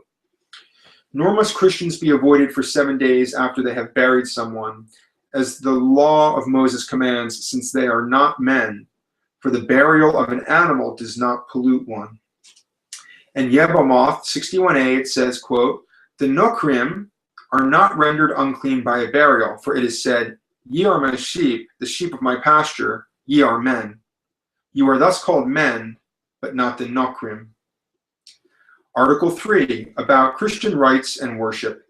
Since Christians are regarded by the Jews as idolaters, all their forms of worship are idolatrous. Their priests are called priests of Baal, their temples are called houses of lies and idolatry, and everything they contain, such as chalices, statues, and books, are regarded as made for the serving of idols. Their prayers, both private and public, are sinful and offensive to God, and their festivals are called days of evil. Priests. The Talmud speaks of priests, ministers of Christian worship, as idolatrous and belonging to the god Baal. They are also called Komarim, soothsayers, and also Galachim, the shaved, because they shave their heads, particularly the monks. In Avodah Zarah 14b, Tosef, it says, quote, "It is forbidden to sell the books of the prophets to the soothsayers, since they may use them for the evil worship in their idolatrous temples. Those who do so sin against the law, which forbids us to place an obstacle in the way of a blind person. It is also forbidden to sell them to a Christian who is not shaved, for he is sure to give or sell them to one of them who is shaved." Christian churches. A place of Christian worship is called 1. Beth Tifla, a house of vanity and foolishness, in place of Beth Tifla, a house of prayer. 2. Beth Avodah Zarah, a house of idolatry. 3. Beth Haturap Shel Letzim, a house of evil laughter. In Avodah Zarah 78, the Purush of Maimonides, it says, quote, "Be it known to you that it is beyond a doubt forbidden by law to pass through a Christian city in which there is a house of vanity, that is, a house of idolatry, much more to live therein. But we today, as a punishment for our sins, are subject to them, and are forced to live in their countries, as it was foretold in Deuteronomy. And there ye shall serve gods, the works of men's hands, of wood and stone.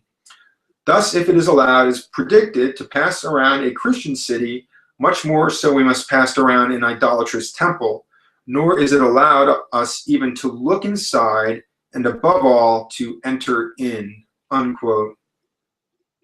A Jew is forbidden not only to enter a Christian church, but even to go near it, except under certain circumstances. In Iori Dea, it says, quote, "It is forbidden to stand in the shadow of a house of idolatry, whether from the inside or the outside, for a distance of 4 cubits from the front door. It is not forbidden, however, to stand under the shadow of the back of a church, nor is the shadow forbidden us if the church stands in a place where formerly there was a public road which was taken from the community and the house of idolatry built upon it. For the road is still there, but if the house of idolatry existed before the road, it is not permitted to pass before it. There are some who say that it is forbidden to pass there in any case." Unquote. Neither is a Jew allowed to listen to or admire the beautiful music of the churches.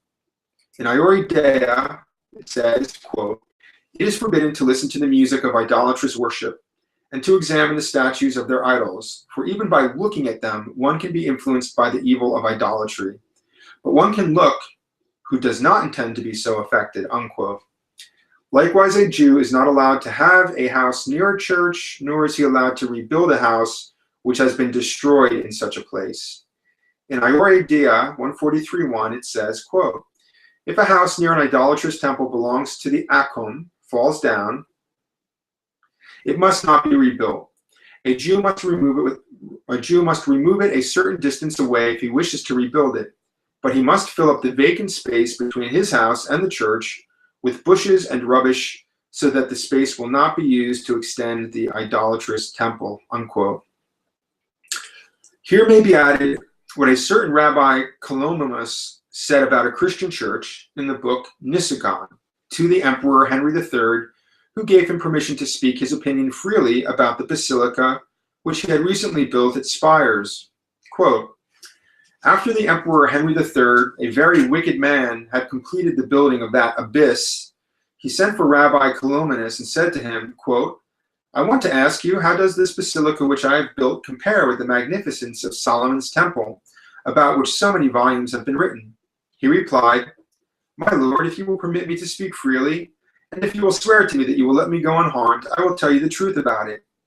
The emperor answered, I give you my word as a lover of the truth and as an emperor that no harm shall come to you. Then the Jew said, if you gather together all you have spent so far, and added to it all the silver and gold in your treasury, it would not suffice even to pay the workmen and craftsmen that Solomon employed, for it is written, and Solomon told out 70,000 men to bear burdens, and 80,000 to hew in the mountains, and 3,600 to oversee them. 8 years were spent in the building of the temple, much more than you have spent in building this abyss. And when Solomon had finished his temple, see what the scripture says about it. The priests could not stand to minister by reason of the cloud, for the glory of God had filled the house of the Lord. But if someone loaded an ass with putrid garbage and let it into this abyss of yours, no one would notice the difference.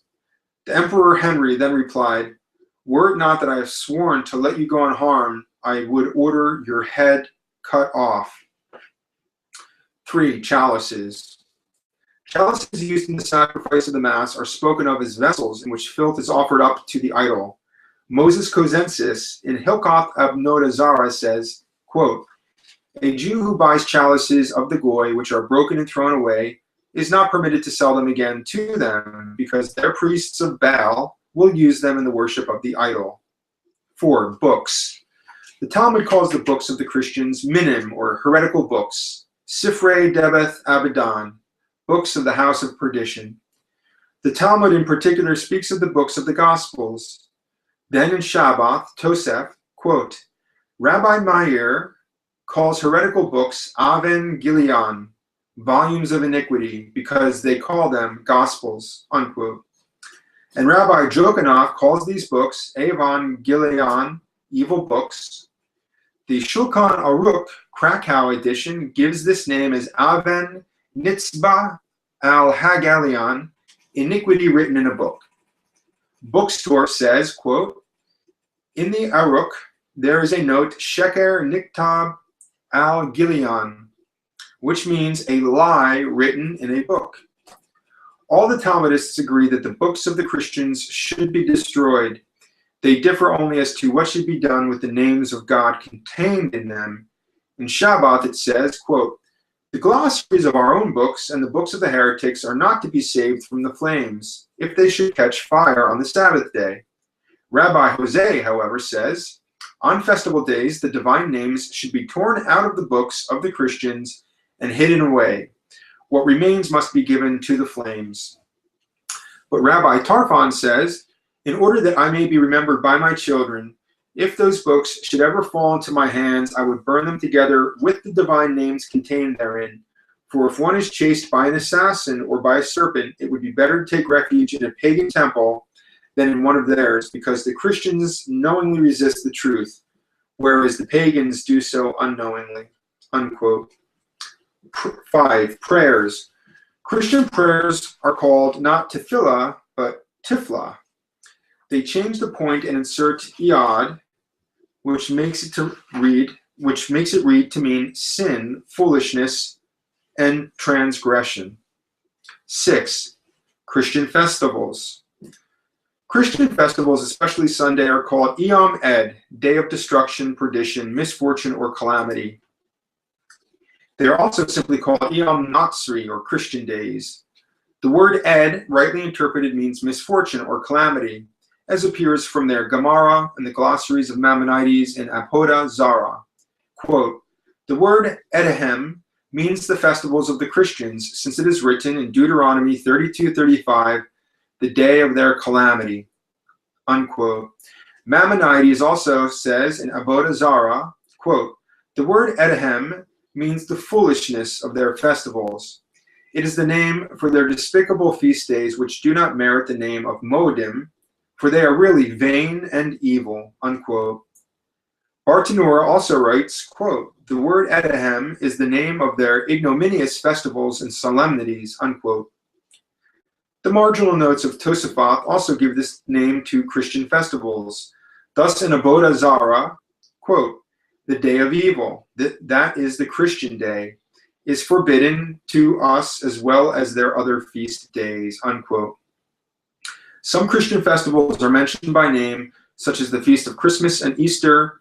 Moses Mikosi, referring to the above text of Avodah Zarah, says, quote, Rabbi Samuel declares in the name of Solomon Iarchy that in particular the festivals of Christmas and Easter, which are their principal evil days and the foundation of their religion, are forbidden to us, unquote. Maimonides in Hilkoth Akum has the same, quote, Samuel repeats the words of Rabbi Sal Iarchy, which forbid us particularly to celebrate the feasts of Christmas and Easter, which are celebrated on account of him who was hanged, unquote. Furthermore, indications of the impiety of the Jews are to be found in the names which they give to these Christian festivals. For in place of using tav in the word nital, they often write tet and call it nital, for the Latin word natalis, the feast of the nativity. They make it appear as if this word were from the root natal, which connotes extermination or destruction. Likewise, they refuse to use the word Paschal or Pesach for the Christian feast of Easter. They substitute kof for fe and insert the letter yod and call it Kesach or Kesach. Both pronunciations have an evil meaning. Kesach is from the root katsa, meaning to amputate or cut off from, and Kesach is from the word kesa, meaning wood or a gallows. This is done because the feast of Easter is celebrated by Christians in memory of Christ, the one who was hanged, who was put to death, and who rose again from the dead. And then we come to a bunch of footnotes here. Let's see if there's any that merit repeating. Let's see, there are two kinds of Jewish converts. Some are called Gerei Tzek, converts to justice, who embrace the Jewish religion and accept the whole law of Moses, not for external reasons only, but for the glory of God and for the sake of true religion.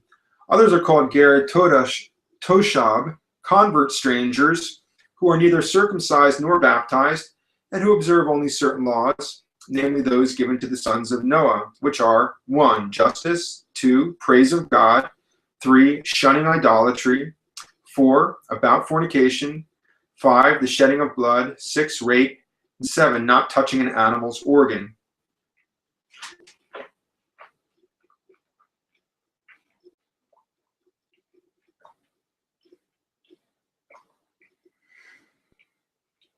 Here we go. This ancient serpent, the parent of Christians, that is, the devil in the form of a serpent, is called Samael. Rabbi Maimonides writes in Moreh that Samael took the form of a serpent and seduced Eve. He is also called the angel of death and the head of the assembly of evil ones. Debarim Rabbah 208c calls him, quote, Samael, the impious one, the prince of all devils. Rabbi Bekai in Miketz calls him the impious Samael, the prince of Rome.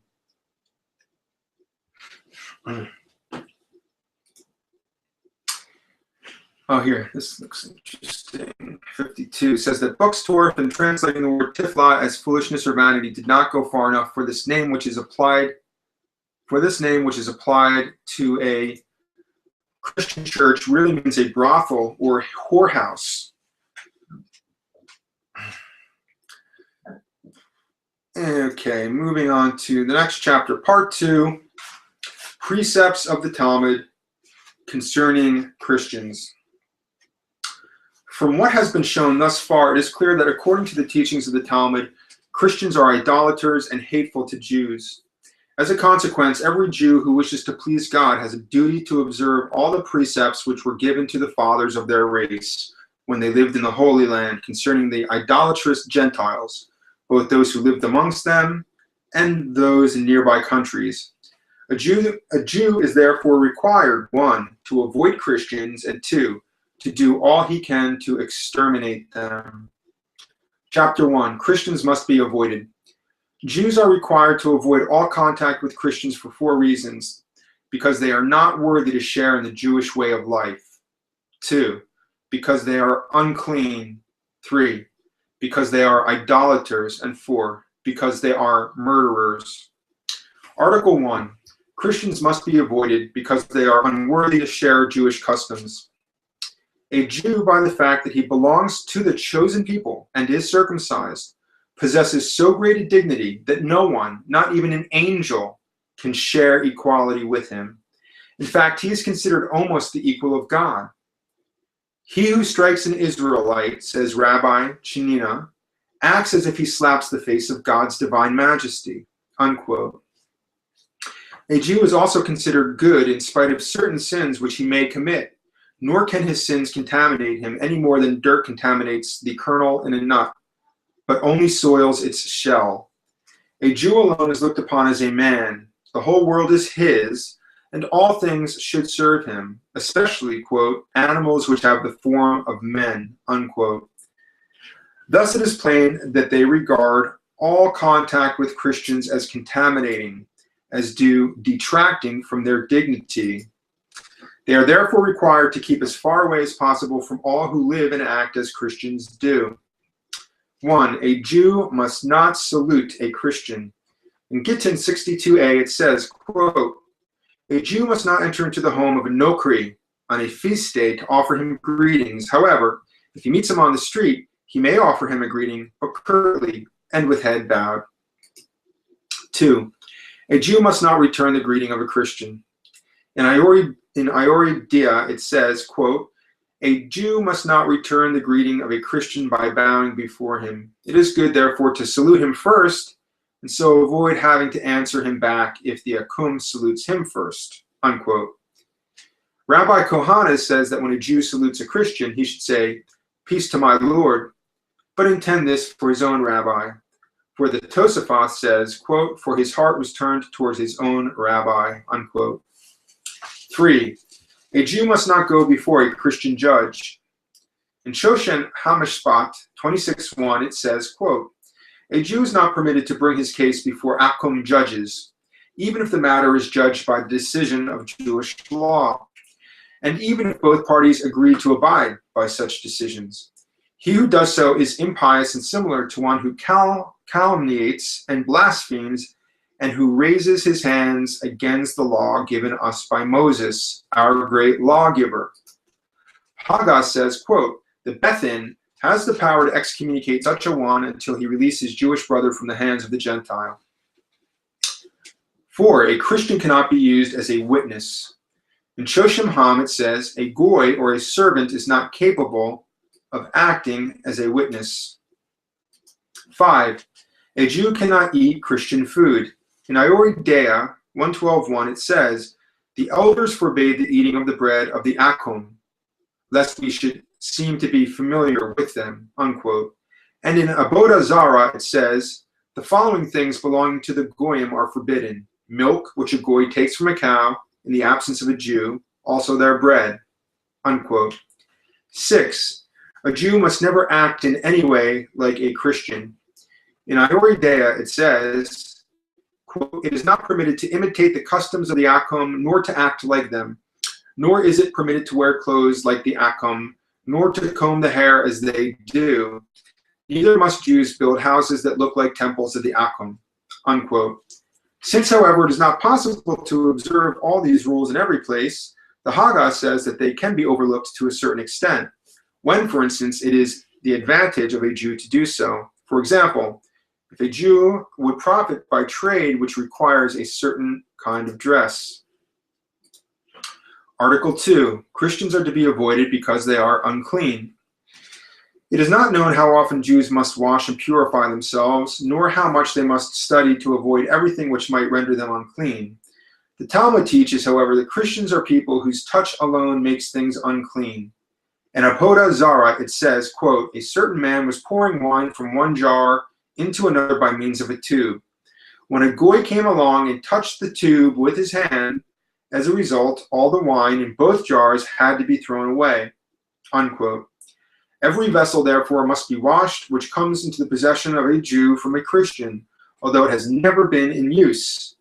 In Iori Dea it says, quote, if a Jew buys a vessel for use at a table from an Akum, whether it is made of metal, glass, or lead, even if it is new, he must wash it in a mikvah, a large basin, or in a cistern, which holds 40 quarts of water. Article 3, Christians are to be avoided because they are idolaters. 1. Lest the Jew be the occasion of sin to the idolatrous Christians, according to the precept in Leviticus 29, verse 14, do not put a stumbling block before the blind. He must avoid all contact with them on the days when they worship their gods. In Avodah Zarah 2a, it says, quote, for 3 days before their idolatrous festivals, it is not permitted to buy or sell them anything. It is also forbidden to give or take any help from them, to change any money with them, to pay them back any debts, or allow them to pay back debts. Unquote. In the Avodah Zarah, it says, 8, quote, all the festivals of the followers of Jesus are forbidden, and we must conduct ourselves towards them as we would toward idolaters. The first day of the week is their principal feast, and it is therefore forbidden to do any business whatsoever with those who believe in Jesus on their Sabbath. We must observe the same rules on their Sabbath as we do on the feast days of idolaters, as the Talmud teaches, unquote. 2. A Jew must not use anything which pertains to the worship of Christians. In Iori Dea, it says, quote, it is forbidden to have anything to do with idols and everything that is used in their form of worship, whether they are made by the Akum or the Jews, unquote. 3. It is forbidden to sell to the Christians anything connected with their idolatrous worship. The Avodah Zarah 14b Tosef says, quote, it is always forbidden to sell incense to an idolatrous priest, for it is evident that when he asks for it, he wants it for no other purpose but to offer it before his idol. Anyone, therefore, who would sell it to him sins against the precept which forbids us to place a stumbling block before the blind. It is also forbidden to sell candles to Gentiles for their Feast of Candles. Candles, however, may be sold to them on other days. Neither is it permitted to sell a chalice to a Gentile which a Jew has bought after a Goy has broken it and thrown it away. It may only be sold again to a Gentile after it has been completely made over. For after it has been broken just once, it can be used still to hold the wine which is offered in honor of their idol, unquote. Then follows the prohibition as to the selling of books to Christian priests, as we have seen above. Even the work of binding such books is forbidden to a Jew. In Iori Dea 139:15, it says, quote, it is forbidden to bind the books of the Akum, with the exception of law books. It may be done, however, if refusal to do so should cause enmity, but only after every effort has been made to refuse such work, unquote. Likewise, in Iori Dea, it is not permitted to sell water to an Akum if it is known that it will be made into baptismal water, unquote.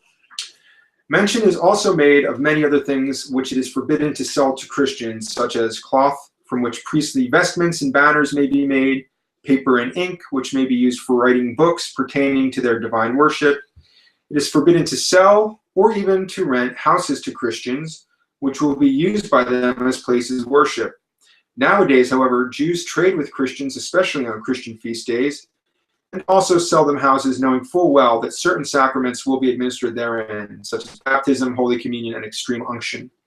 The Talmud can give no reason for this, and in the Avodah Zarah 2a Tosef, it says, quote, it is difficult to say by what right Jews nowadays trade with the Goyim on their evil feast days. For although many of them commit all kinds of licentious acts and perversions on their feast days in honor of saints, which they do not look upon as gods, yet every week they celebrate the day of the Nazarene, Sunday, which has always been forbidden to us, unquote. Bartanura, however, in his commentary on Avodah Zarah 1:2-7b says, quote, since while we are in captivity, we cannot live without trading with them, and we depend upon them for our food, and we must fear them. It is only forbidden to trade with them on their feast days. Furthermore, it is permitted nowadays to trade with them even on the actual day of their feasts, because the rabbis are convinced that they do not worship their idols just because they trade with us. And what is forbidden in this book must be taken as applying directly to idolatry, unquote. Rabbi Tam however, contends that the Mishnah only forbids the selling of things to idolaters, which will be used by them in the worship of idols, since they rejoice and worship their idols because they obtain the things necessary for that worship. He explains it thus in Avodah Zarah 2a Tosef. Quote, "No one should wonder at this custom of ours, for although we look upon them as idolaters, they can only offer up what they buy for money. Hence, our gain and their joy is not the reason for this prohibition, for they have enough money for these things, even if we did not trade with them." Unquote. And then 4, this prohibition does not apply to atheists. In Iori Dea, it says, "It is only permitted to send a gift to an Akum on one of their feast days if it is known that he does not believe in idols and does not worship them." Unquote. Maimonides has the same in Hilkot Akum 9 verse 2. Quote, "It is also wrong to send a gift to a goy on their feast days unless it is certain that he does not believe in the worship of Christian idols and does not serve them." Article 4. Christians are to be avoided because they are evil. There is nothing the Jews are more convinced of than the harm which Christians can do to the children of Israel. Because of this, the rulers of the chosen people have always instructed them not to accept any help from Christians, who will always resort to murder and to other crimes whenever they cannot otherwise obtain their evil ends. Thus, a Jew must not employ a Christian as a nurse or as a teacher for his children or as a doctor, a barber, or an obstetrician. 1. Not as a nurse. In Iori Dea 81.7 Haga, it says, quote, "A child must not be nursed by a nokri, if an Israelite can be had, for the milk of the nokrit hardens the heart of a child and builds up an evil nature in him." 2. Not as a teacher. In Iori Dea 153.1 Haga, it says, quote, "A child must not be given to the Akum to learn manners, literature, or the arts, for they will lead him into heresy." Unquote. 3. Not as a doctor. In Iori Dea 155.1, it says, quote, "When a Jew is wounded in any way, even so gravely that he would have to violate the Sabbath in having a doctor, he must not employ the services of a Christian, Akum, doctor, who is not known to everyone in the neighborhood, for we must guard against the spilling of blood. Even when it is not known if the patient will live or die, such a doctor must not be allowed to attend him. If, however, he is sure to die, then such a doctor may attend him, since an extra hour of life is not much to lose. If the Akum insists that a certain medicine is good, you may believe him, but be sure not to buy it from him. There are some who say that this holds only when the Akum offers help for free, and that it can be accepted every time it is paid for, but it can be taken for granted that they would not harm a Jew just for the sake of a matter of money." Unquote. In Pesachim 25a, it says, quote, "Rabbi Joshanan says medical help can be accepted from all except idolaters, fornicators, and murderers." Unquote. 4. Not as a barber. In Iori Dea 156.1, it says, quote, "You must not be shaven by an Akum unless your Jewish friends are with you. There are some who say that it is not permitted to be shaved by an Akum, even when others are present, unless you can see yourself in a mirror." And 5. Not as an obstetrician. In Avodah Zarah 26a, it says, quote, "Our rabbis have passed it down to us that a foreign woman must never be allowed to act as midwife at the birth of a child of Israel, because they are given to the shedding of blood, period. The elders say, however, that a foreign woman may perform this task provided that there are other Jewish women present, but never alone. Rabbi Meir, however, says that it is not allowed even when others are present, for they often crush the soft head of the child with their hand and kill it, and they can do this without being noticed by those who are present." Okay, looking down here, let's look at number 4, footnote. "Thus on the Sabbath day, Jews celebrate with wine, meats, fish, and all the delicacies made for men. For them it is a full holiday. They abstain from all kinds of work and will not lift a finger to do anything that has the appearance of labor or that involves work of any kind. Thus, if there is need to light a fire in winter, to light or blow out a candle, to cook or heat food, or to milk cows, they employ poor Christians to do such work. Hence, they glory in the fact that they are masters and Christians are their servants who must minister to them while they rest at their ease. Christian rulers should see to it that this should be stopped and that others should not minister to Jews in this way on their Sabbath and other festivals. And it must be admitted that we, to the detriment of our Christian liberty, aid them too much in upholding their superstition to avoid all kinds of work on the Sabbath. They are diligently warned not to have any contact with Christians, not to play with their children, nor to eat and drink with them, nor to have anything to do with them socially. And parents tell their children the conversation of Christians is so horrible and vicious that they conceive an implacable hatred of Christians from their very cradle. Urbanity is therefore not the reason why Jews appear so amiable and bowing down so humbly before Christians. Okay.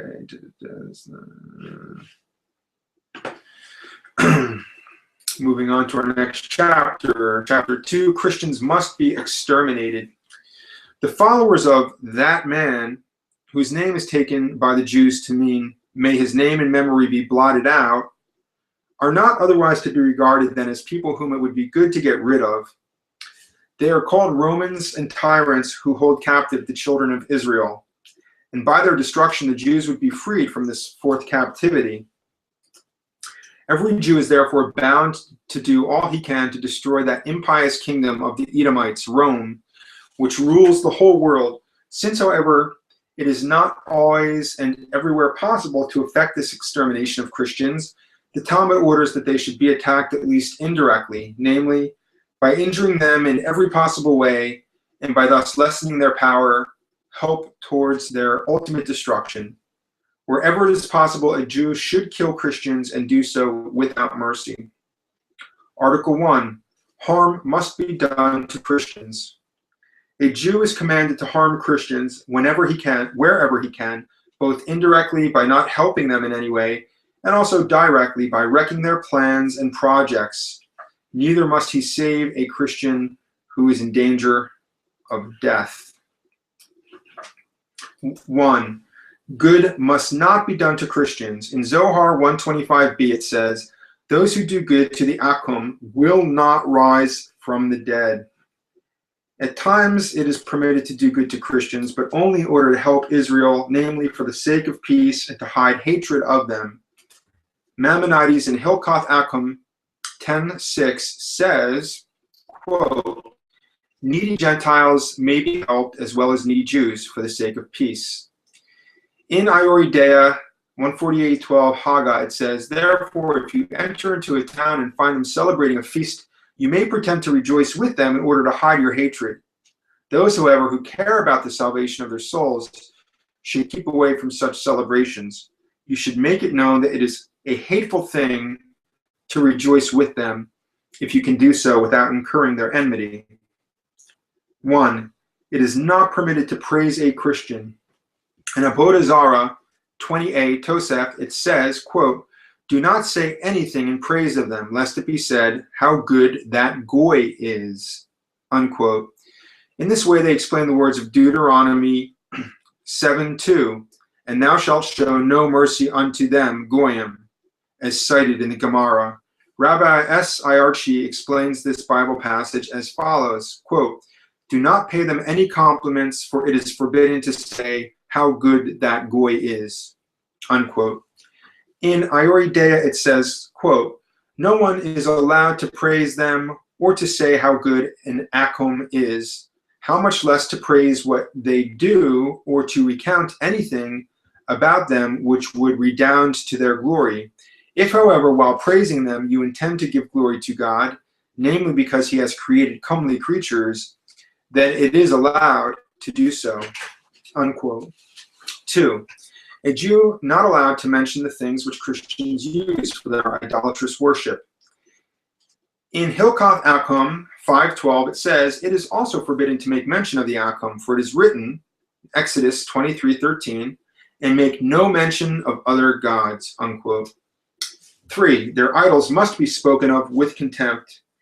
In Iori Dea 146:15 it says, quote, their idols must be destroyed or called by contemptuous names, unquote. Ibidem 147:5, quote, it is permitted to deride idols, and it is forbidden to say to a goy, may your God help you, or I hope you will succeed, unquote. Rabbi Bekai, explaining the text of Deuteronomy about hating idolatry, says, quote, the scripture teaches us to hate idols and to call them by ignominious names.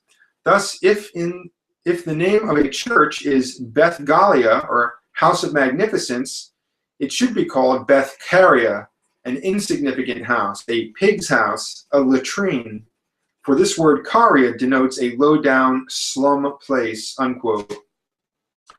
In numerous places, ignominious names are given by the Jews to Christian things.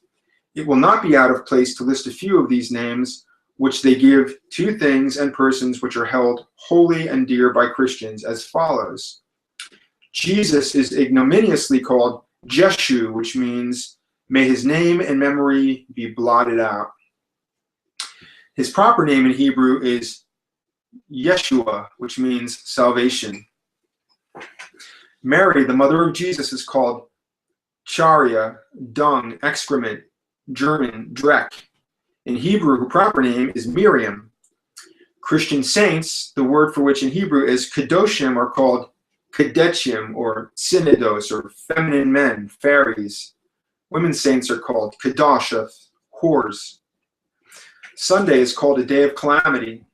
Feast of Christmas is called Natal, denoting extermination. Easter is not called by the proper word Pesach, or Passover, or Pescha, but Ketzach, meaning a cutting down, or Kisach, a gallows. A Christian church is not called Beth Hatafila, or house of prayer, but Beth Hatafla, a house of vanity, a house of evil. The gospel books are called Evangelion, books of iniquity. Christian sacrifices are called dung offerings. In the Jerusalem Talmud, 13b, the following occurs. He who sees them, metzabalim, excrementing or sacrificing before their idol, let him say, he that sacrificeth unto an idol shall be utterly destroyed. Rabbi Iarchi teaches that the Gentiles actually honor their God by excrementing before him. A Christian girl who works for Jews on the Sabbath is called Shaw Wishcheksel, or Sabbath dirt. 4. A Jew is not allowed to give gifts to Christians. In Hilchot it says, quote, it is forbidden to give gifts to the Goyim, but it is permitted to give them to a convert who lives among the Jews, for it is said, to the traveler who stops in your cities, give it to him to eat, or sell it to a Gentile, that is, sell it, not give it, unquote. In Iori Dea, it says, quote, it is forbidden to give free gifts to the Akum, with whom a Jew may not treat familiarly,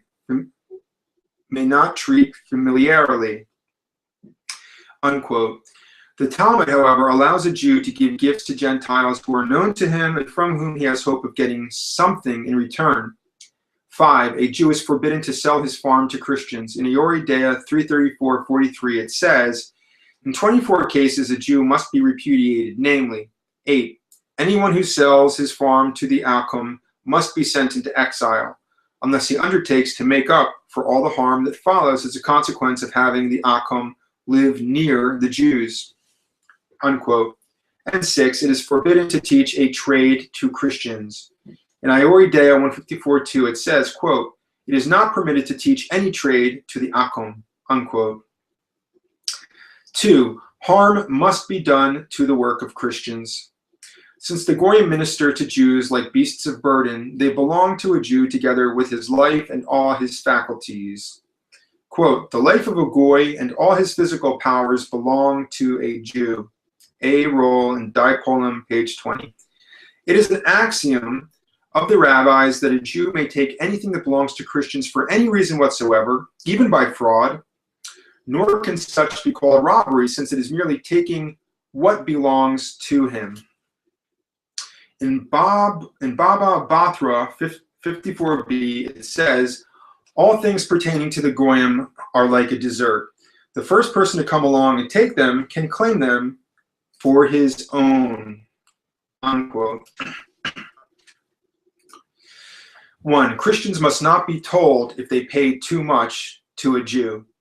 In Shoshen HaMishpat, it says, 183:7, it says, quote, if you send a messenger to collect money from an Akum and the Akum pays too much, the messenger may keep the difference. But if the messenger does not know about it, then you may keep it all to yourself. 2. Lost property of Christians must not be returned to them.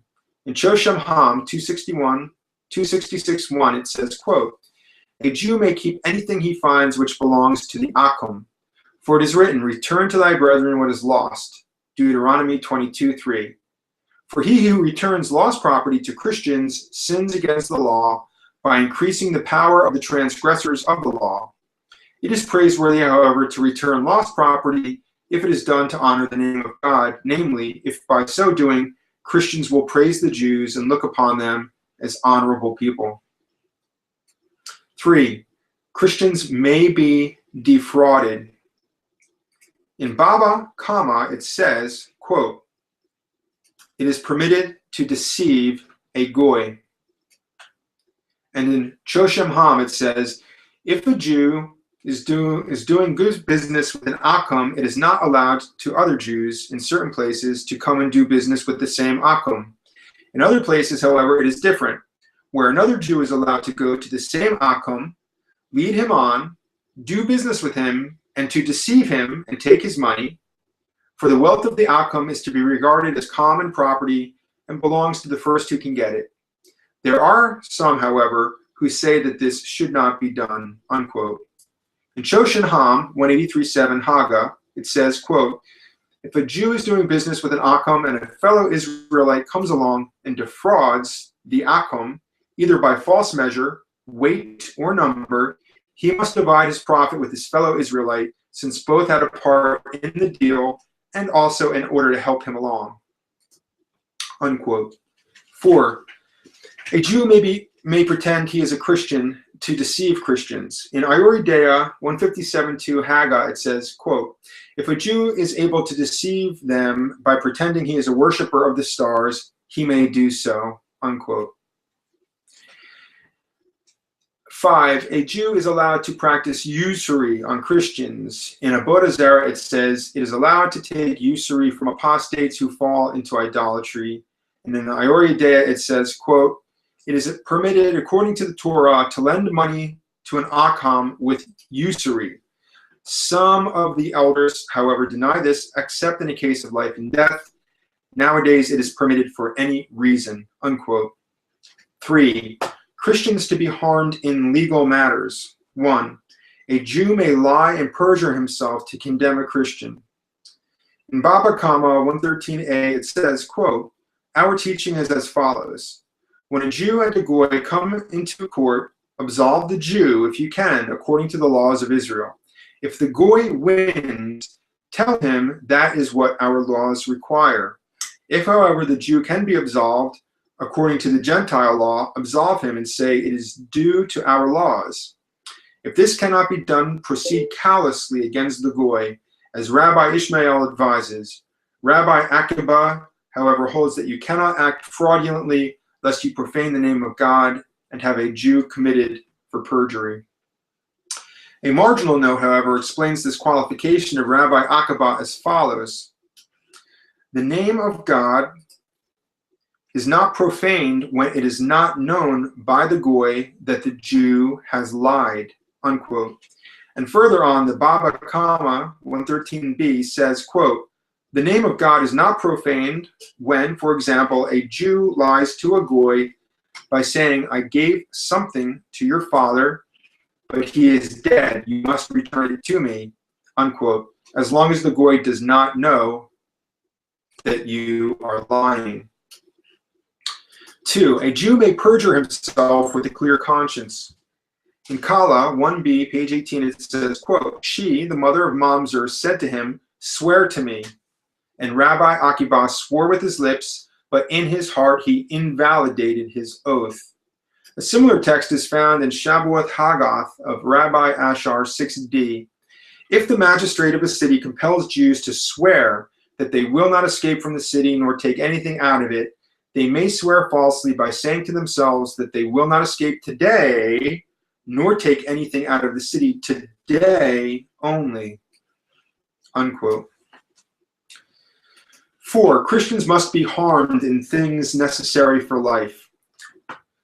Jews must spare no means in fighting the tyrants who hold them in this fourth captivity in order to set themselves free. They must fight Christians with astuteness and do nothing to prevent evil from happening to them. Their sick must not be cared for. Christian women in childbirth must not be helped, nor must they be saved when in danger of death. 1. A Jew must always try to deceive Christians. In Zohar 1:160a, it says, Rabbi Jehuda said to him, Rabbi Chezkiah, quote, he is to be praised who is able to free himself from the enemies of Israel, and the just are much to be praised who get free from them and fight against them, unquote. Rabbi Chezkiah asked, how must we fight against them? Rabbi Yehuda said, by wise counsel thou shalt war against them. Proverbs chapter 24:6. Just a side note for me, I wonder if that's also what is regarded as the motto for the Mossad. I wonder if wise counsel could also be translated deception. By deception thou shalt war against them. Probably does. Back to the text. By what kind of war? The kind of war that every son of man must fight against his enemies, which Jacob used against Esau, by deceit and trickery whenever possible. They must be fought against without ceasing, until proper order be restored. Thus it is with satisfaction that I say we should free ourselves from them and rule over them. 2. A sick Christian must not be aided. In Iori Dea it says, the Akam are not to be cured even for money, unless it would incur their enmity, unquote. 3. A Christian woman in childbirth must not be helped. In Orach Chaim 332, it says, quote, no help is to be given to an Akum woman in labor on the Sabbath, even in a small way, for the Sabbath must not be violated, unquote. 4. A Christian in danger of death must not be helped. In Shosham Ham 425:5, it says, quote, if you see a heretic who does not believe in the Torah fall into a well in which there is no ladder, hurry at once and take it away and say to him, I have to go and take my son down from a roof. I will bring the ladder back to you at once. Or something else. The Kutte, however, who are not our enemies, who take care of the sheep of the Israelites, are not to be killed directly, but they must not be saved from death. And in Iori Dea 158:1, it says, the Akam who are not enemies of ours must not be killed directly. Nevertheless, they must not be saved from danger of death. For example, if you see one of them fall into the sea, do not pull him out unless he promises to give you money, unquote. Maimonides in Hilkoth Akam X1. Maimonides in Hilkoth Akam 10:1 says, quote, do not have any pity for them, for it is said in Deuteronomy 7:2, show no mercy unto them. Therefore, if you see an Akum in difficulty or drowning, do not go to his help. And if he's in danger of death, do not save him from death. But it is not right to kill him by your own hand, by shoving them into a well or in some other way, since they are not at war with us. Article 2, Christians are to be killed. Lastly, the Talmud commands that Christians are to be killed without mercy. In the Avodah Zarah 26b, it says, quote, heretics, traitors, and apostates are to be thrown into a well and not rescued, unquote. And in Shoshan Hamishpat, it says, quote, a spy is to be killed even in our days wherever he is found.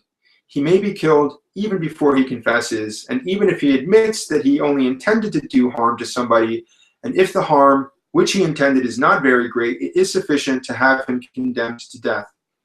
But he must be warned, however, not to confess to this. But if he impudently says, quote, no, I will confess it, then he must be killed, and the sooner the better. If there is no time to warn him, it is not necessary to do so.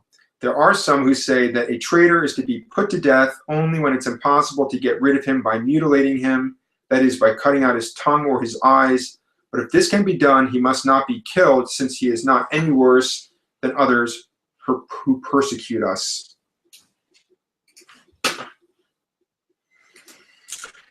And in Shosham Ham, again, 388:15, it says, quote, if it can be proved that someone has betrayed Israel 3 times or has given the money of Israelites to the Akum, a way must be found after prudent consideration to wipe him off the face of the earth.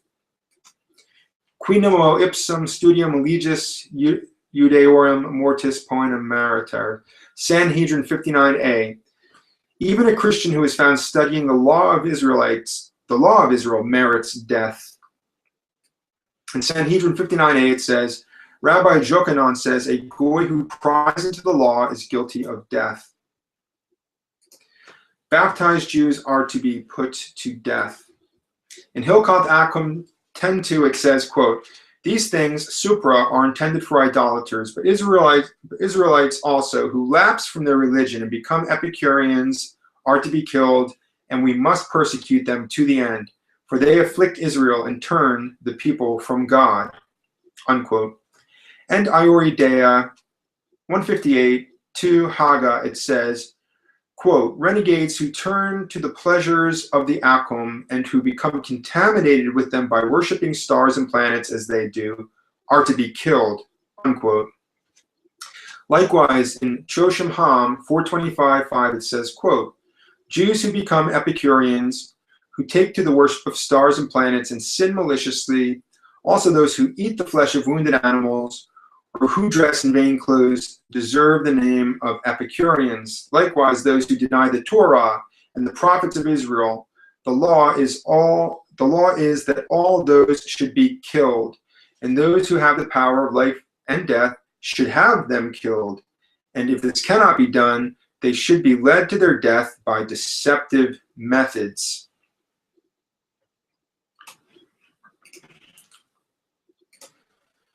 Rabbi Maimonides in Hilkot Teshuvah 3:8 gives the list of those who are considered as denying the law. Quote, there are 3 classes of people who deny the law of the Torah. 1, those who say that the Torah was not given by God, at least one verse or one word of it, and who say that it was all the work of Moses.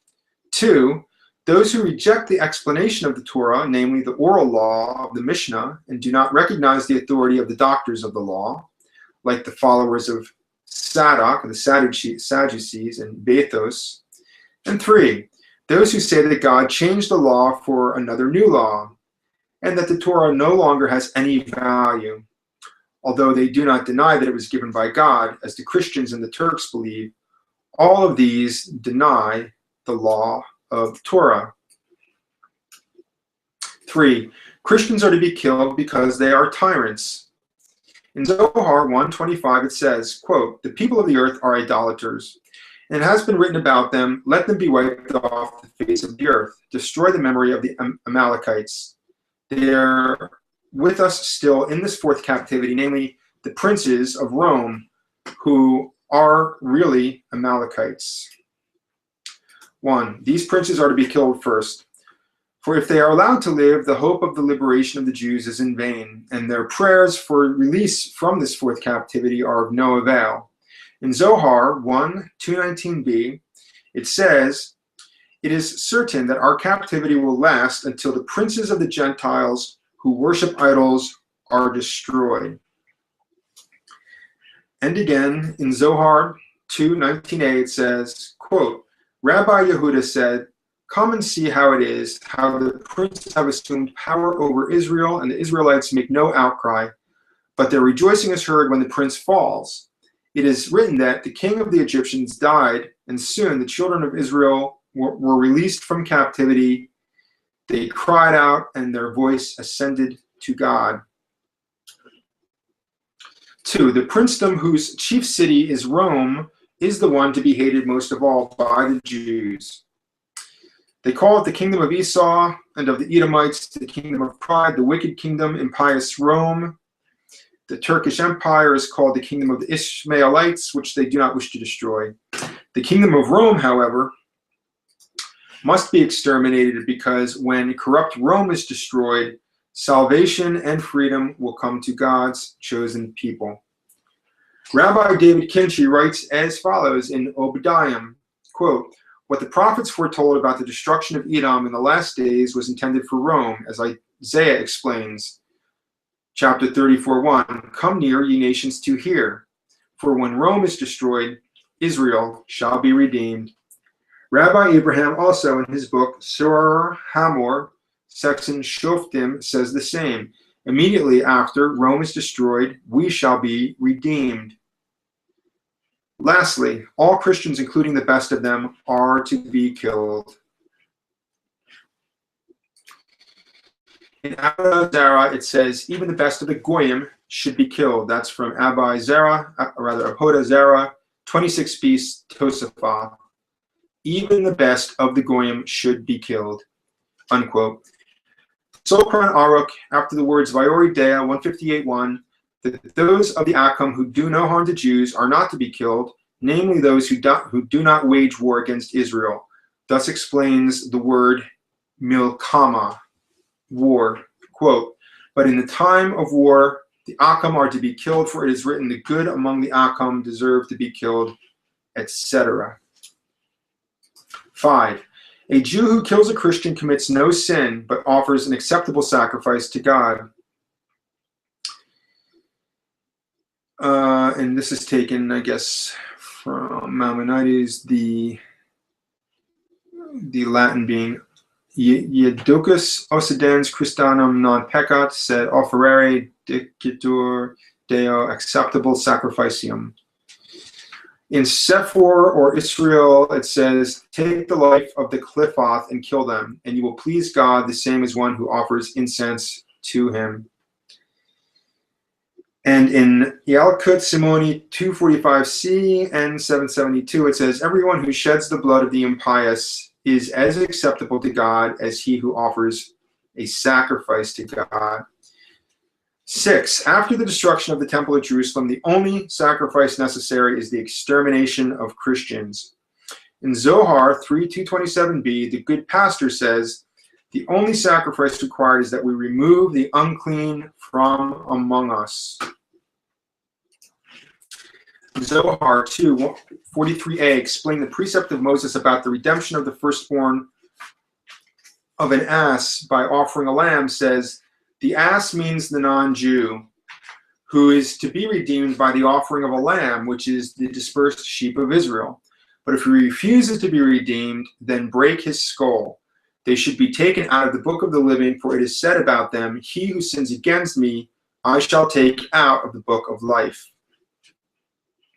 7. Those who kill Christians shall have a high place in heaven. In Zohar 1:38b and 39a, it says, in the palaces of the fourth heaven are those who lamented over Zion and Jerusalem, and all those who destroyed idolatrous nations, and those who killed off people who worship idols are clothed in purple garments, so that they may be recognized and honored. Jews must never cease to exterminate the Goyim. They must never leave them in peace and never submit to them. In Hilkoth Akum it says, quote, do not eat with idolaters, nor permit them to worship their idols, for it is written, make no covenant with them, nor show mercy unto them. Deuteronomy 7:2. Either turn them away from their idols or kill them. In Ibidum 10:7, in places where Jews are strong, no idolater must be allowed to remain. And 9, all Jews are obliged to unite together to destroy traitors amongst them. In Shoshem Ham 3:38-16, it says, all the inhabitants of a city are, quote, all the inhabitants of a city are obliged to contribute to the expense of killing a traitor, even those who have to pay other taxes. 10, no festival, no matter how solemn, must prevent the beheading of a Christian. In Pesachim 49b, it says, Rabbi Eleazar said, it is permitted to cut off the head of an idiot, one of the people of the earth, on the Feast of the Atonement, but when it falls on the Sabbath, his disciples said to him, Rabbi, You should rather say to sacrifice. But he replied, by no means, for it is necessary to pray while sacrificing, and there is no need of prayers when you behead someone, unquote. The one object of all the actions and prayers of the Jews should be to destroy the Christian religion. Thus the Jews picture their Messiah and liberator, whom they expect, as a persecutor who will inflict great calamities upon non-Jews. The Talmud lists 3 great evils which will come upon the world when the Messiah comes.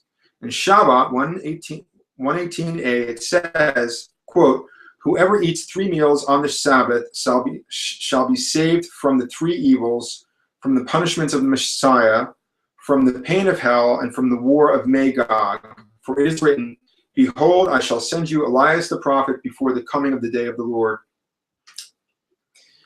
12. In their prayers, the Jews sigh for the coming of the revengeful Messiah, especially on the eve of the Passover.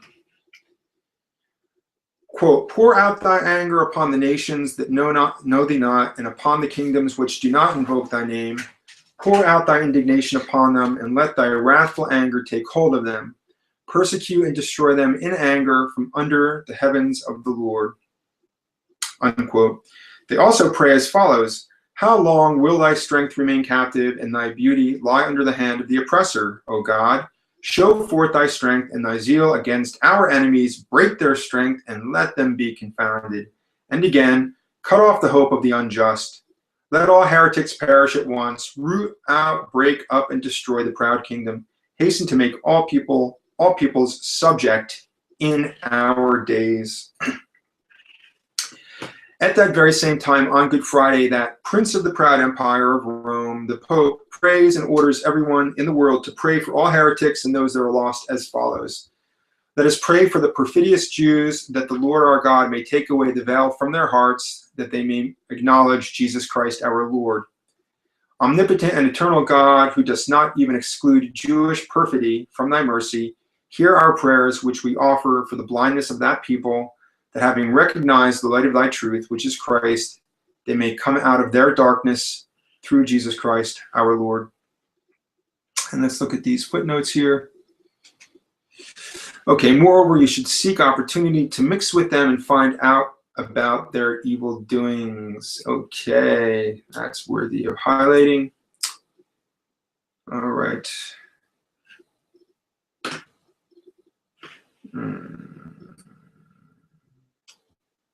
The last chapter. How beautiful are thy tabernacles, O Jacob, and thy tents, O Israel. And we read the epilogue at the start of this video, so I'm not going to read it again. And that is the book. I'm glad we got it done in one video here. Let's go ahead and take this off of screen share. Okay. So that has been an illuminating couple of hours there. All I will say is that the book speaks for itself.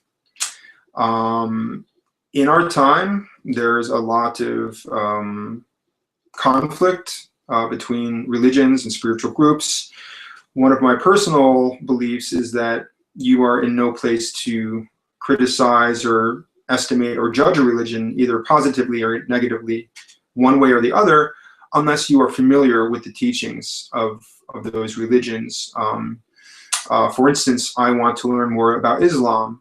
There's a lot of criticism flying around out there, a lot of agendas, so I figured I'm going to read the book. Let's see what the Quran has to say for itself. I'll leave that video for another day.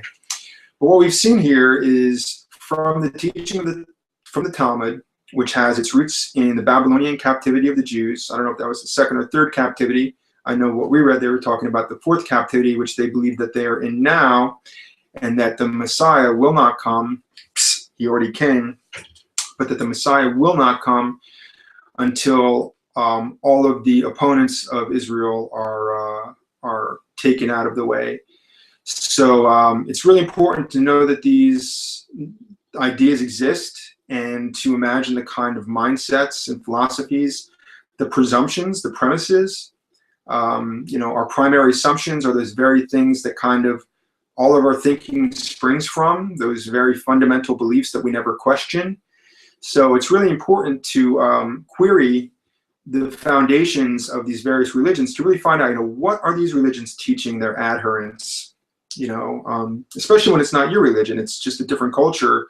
And the rule of hearsay in a court of law is that all hearsay is inadmissible as proof in a court of law, because that's all it is. It's hearsay. He said that, she said that.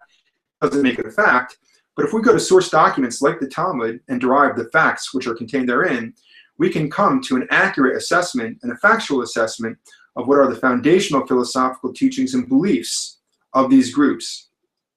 So I hope that you'll share this video with other people, because Babylonian Talmudism is driving what is today known as political Zionism, which is a great threat to all of the world and everybody in it.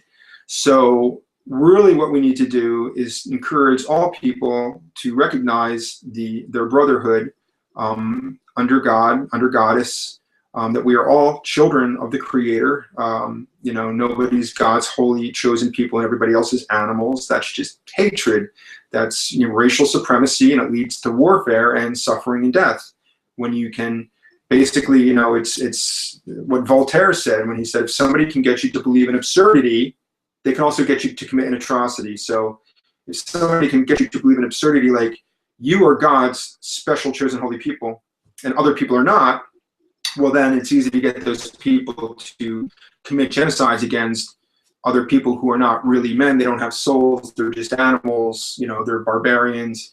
So you see how this cycle of hate works. And what we really need to do is to demand that all people of all religions reject all those portions and segments of their holy books which can be construed as advocating violence, advocating harm in any way. We need to return to God's true law, which is common law, which is natural law, which its highest precepts are very simple, which is to create no harm or injury to any other being, to not create harm or injury to any other being's property, and then finally, to honor all of our agreements, which means being honest. So simply do no harm and be honest, and even dishonesty is a form of harm. So it really boils down to the Buddhist precept of do no harm. We need to rethink our traditions and our religions, and instead of creating all this separation. My God is the true God, your God is not. My religion is the true religion, yours is not. I am God's chosen person, we are God's chosen people, and you are not. This is the kind of religion that leads to genocides, and we've seen it all throughout human history, and most recently in Bolshevik Russia, which was driven by Babylonian Talmudic Zionism, which was the philosophy that drove the Bolshevik revolutionaries that resulted, according to Nobel laureate Alexander Solzhenitsyn, who made accounts historically of what was going on with the rise of the Bolshevik movement. His count is that 66 million human beings were murdered just in the Bolshevik Revolution alone between like 1915 and let's say 1955. So our future depends on understanding what the Talmud teaches, how it informs the religion that adheres to it, and how these kind of fundamental premises and foundational beliefs seep through into their politics, into the way that they view others, their obligations to the legal systems. It's very important to not judge a book by its cover, but to read the book, to know its contents, and then to be frank and to be able to discuss its context, right? Because truth shall do us good. Come let us reason together.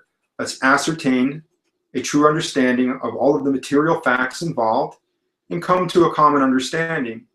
So many of the things we saw today are precepts that are harmful on the face, which meaning at first glance it's self-evident that they're harmful, especially when it advocates harm, murder, deception in any way. It is self-evident that it is harmful.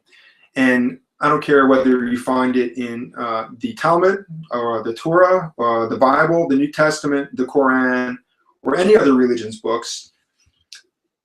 Any insertions into texts that advocate harm and injury, we have to assume that they have been injected through scribal interference with an agenda from a source, from a dubious source with an evil agenda. Because we know that the great God of love, the great Father and Mother of kindness and compassion, would never advocate doing harm or injury to another living being, nor would the great God of love advocate dishonesty, stealing, theft, or anything dishonorable towards another living being. So this is the time to return to the pure teachings of love and kindness, and I find them personally most highly expressed in the actual teachings of Jesus Christ. You can read the Gospel of John to get started in understanding from a mystical perspective the teachings of Jesus.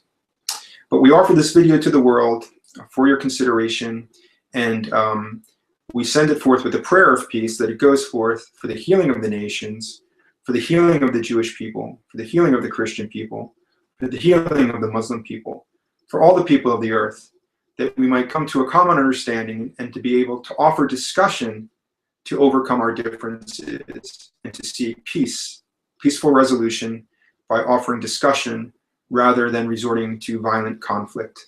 So again, thank you so much for listening in. Peace be upon all of the listeners, and thank you once again for sharing this video with your friends and helping it to go viral. My name is David Bryson. Namaste.